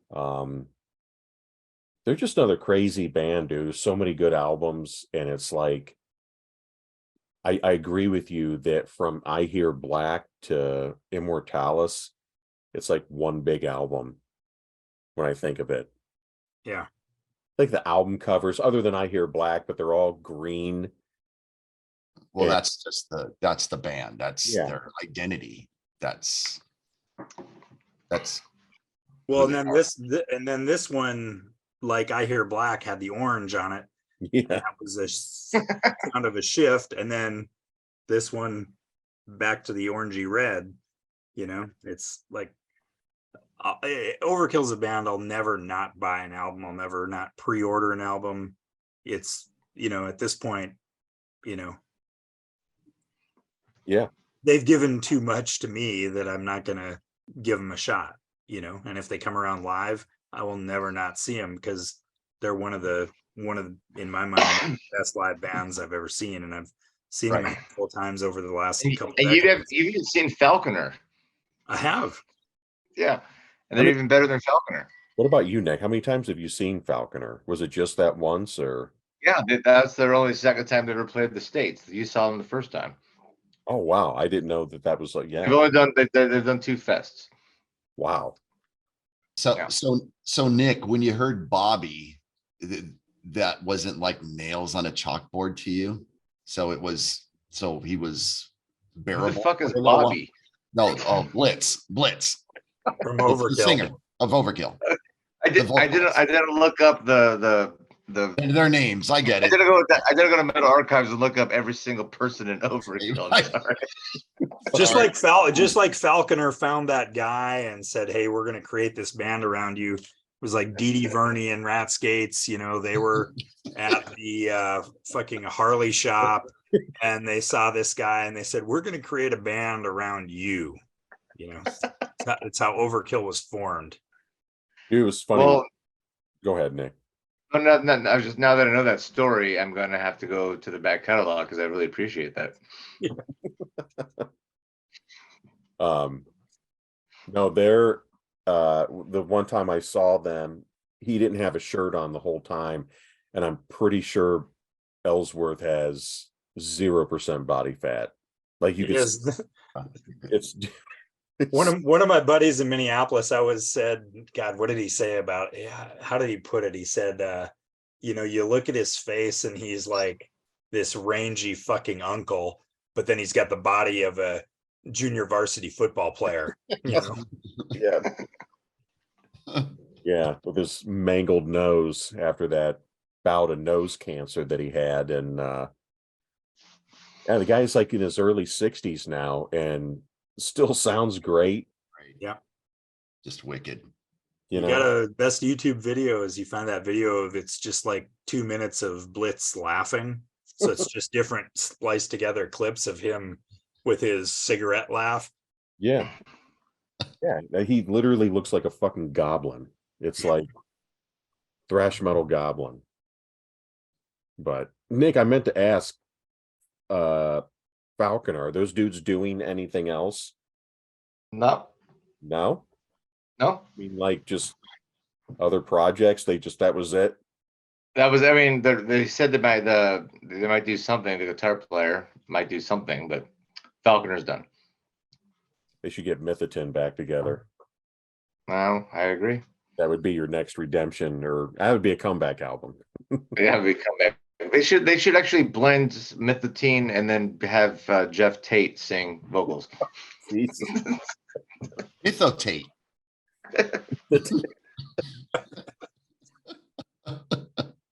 No, it's another good choice. And I'll be honest, Pat, when you put your choices up again as overkill, I was like, oh man, I don't want to ask him which one it is. I'm like, I think it's Ironbound. It has to be because Yeah.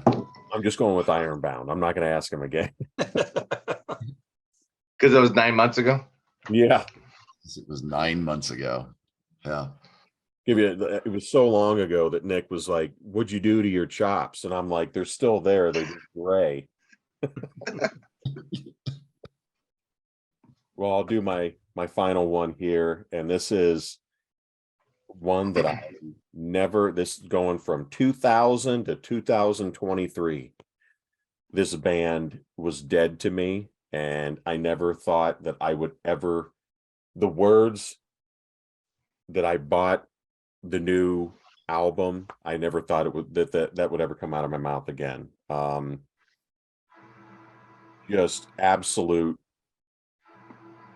I mean, it just blew me away that this band could release something that was as good as this is. And Here we are. Chris Broderick on guitar now. So I don't know if that had anything to do with it. I mean, definitely the solos are great.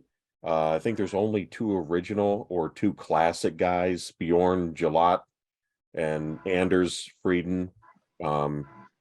Anders not being, I think the original vocalist. I think that was oh my God, who's the guy from Dark Tranquility? So the vocalist. It's like Marcus, isn't it? Man, I cannot remember. Marcus Naslund. No. No. Edit. I can't remember. But anyway, but yeah, Anders is or he wasn't a member. The guy I'm having a brain fart with Dark Tranquility. I was just blown away that after so many years that this band could release something that still keeps some modern elements, but really makes it not sound corny and just stupid and contrived to me. And I love the album cover. The songs are great. I mean, Meet Your Maker, Foregone Part 2. I love every song on the album. Having Chris Broderick in the band is great. And I was just blown away that they could put something out that is even remotely this good. And Anders' vocals, he's kind of the reason that Clayman was the last album I bought. And I think it was the Colony tour that I saw them on. And that was like the height for me. Seeing them live, I just thought that was one of the greatest shows I've ever seen. And it was with Moonspell. Actually, it was at the same venue, the Flying Machine, that I saw Jagdpanzer and Iced Earth. And they just, In Flames is just amazing. Unbelievable. And when Clayman came out, I thought, oh man, album cover was horrible. I didn't like the songs as much. But then from that point, after that, all the way up to this, they were like Queensryche. It was just shit. It was just corny, like had these metalcore elements to it. It was just less In Flames and more. It's one of the biggest downfalls of a really good band that I've witnessed. Yeah, dude. Because I was around for the Jester's Race and whatnot. Okay, and this is good. And then all that shit they did from like 2001 on was just so bad, and it got worse and worse and worse and worse. Like, Yeah. how could they top themselves? That's how they top themselves. The next one, they can't be worse than that. Oh yes, they can. Yeah. I mean, the song titles of like sounds of a playground fading or from a playground fading, and I don't know, all the just horrible siren charms, battles, the mask. I was like, dude, this band, how is this band?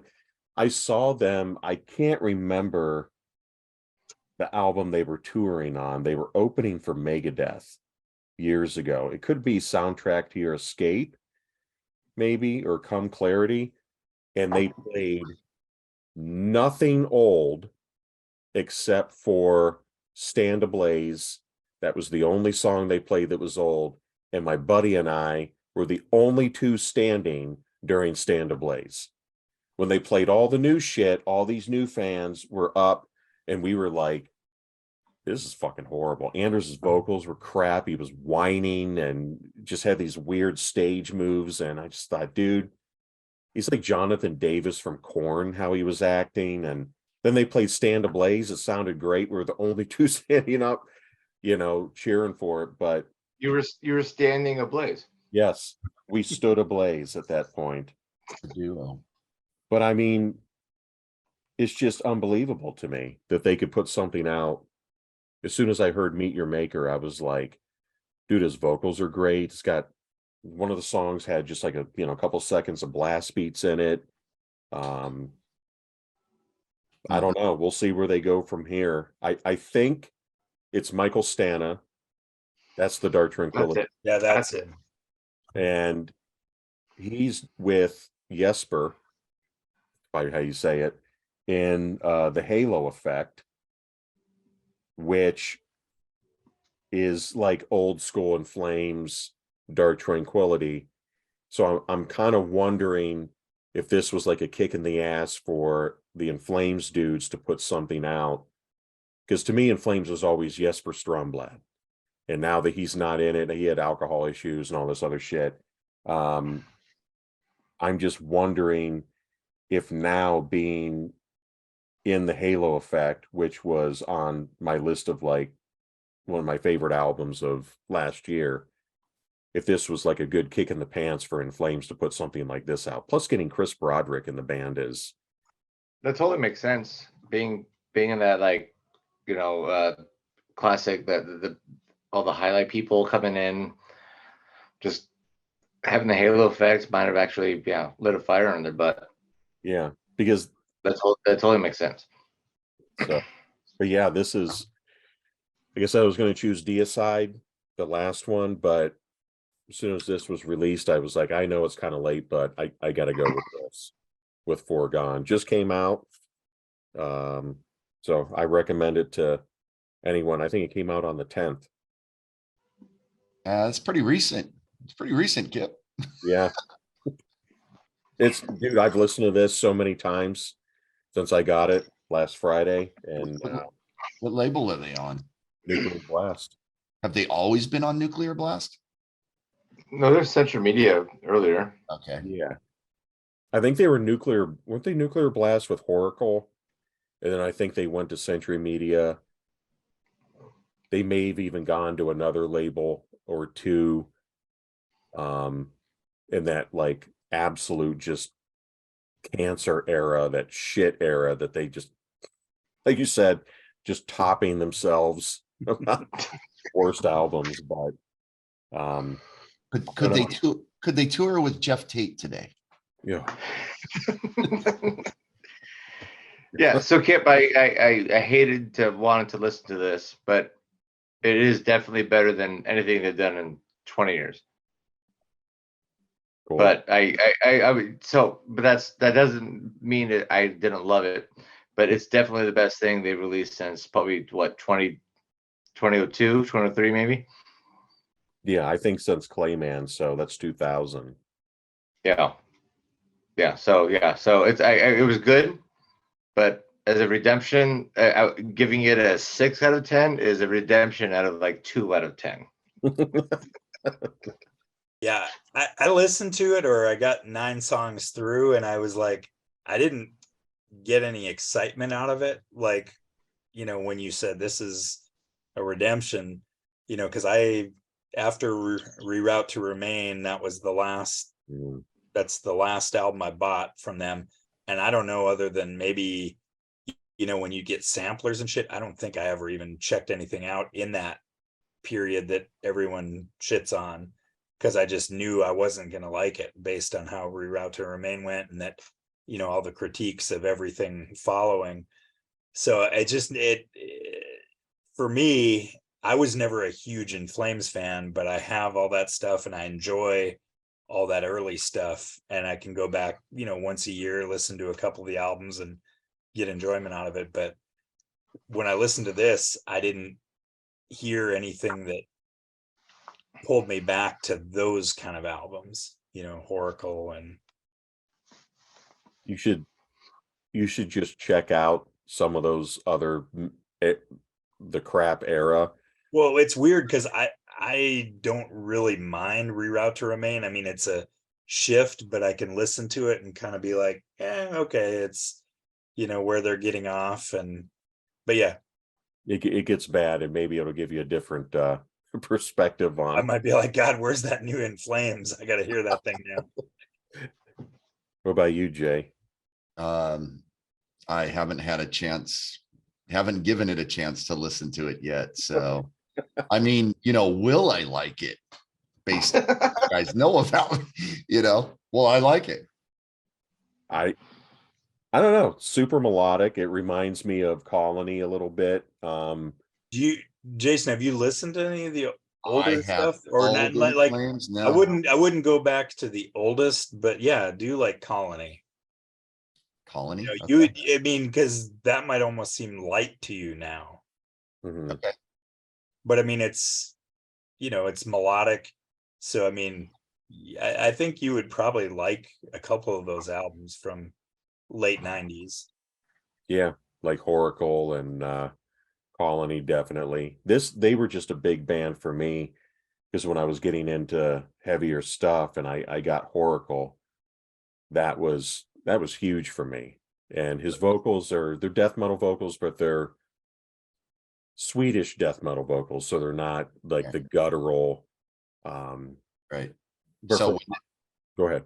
So when this band started, they were labeled a death metal band. Swedish death metal, like melodic death metal. Okay. Very melodic. And so, you had Subterranean EP, Lunar Strain and Subterranean, then the Jester Race, which I think is incredible. I think some of the dudes from In Flames actually went to Hammerfall. Oh, wow. Okay.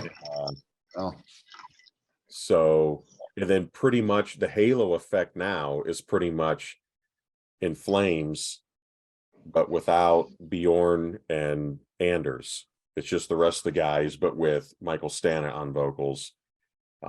So yeah, I mean, to me, it's shockingly good. Now, is it going to hold up? I think it will, just because there's songs that if I buy a new album and it replays in my head and I can remember the songs, then I know it's going to be a keeper and it's going to stick with me. And this is definitely it. We'll just see if they can keep it going, or if the next album is just going to revert back. Is Keeper a keeper for you? Of course.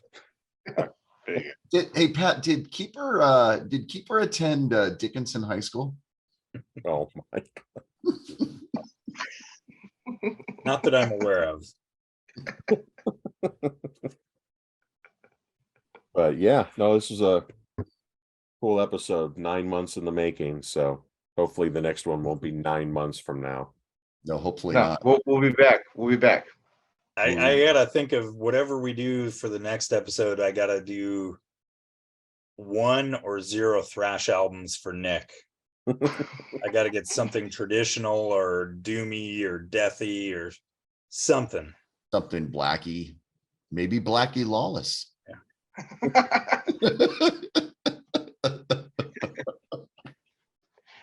I'll Nice. accept it. But yeah, thanks guys for doing this. And Yeah, I miss you guys, man. Yeah, Yeah. this was good. This was a kind of a self-healing episode, if you will. well, Good. Pat and I'll see you in 15 months. Yeah. I'll see Nick, hopefully. No, I will. I've made that decision. I'll see Nick in 5.5 months. Love it. I'll be here. Let's do it again. We'll do it soon. Hey, Promise. Nick, We'll- you it will gotta, not be another 9 months. Nick, you gotta take him to that my father's place. And Guaranteed. so he can buy a 40 of Pabst or whatever, they sell the 40s. Yeah. It's happening. Sure. I already got reservations.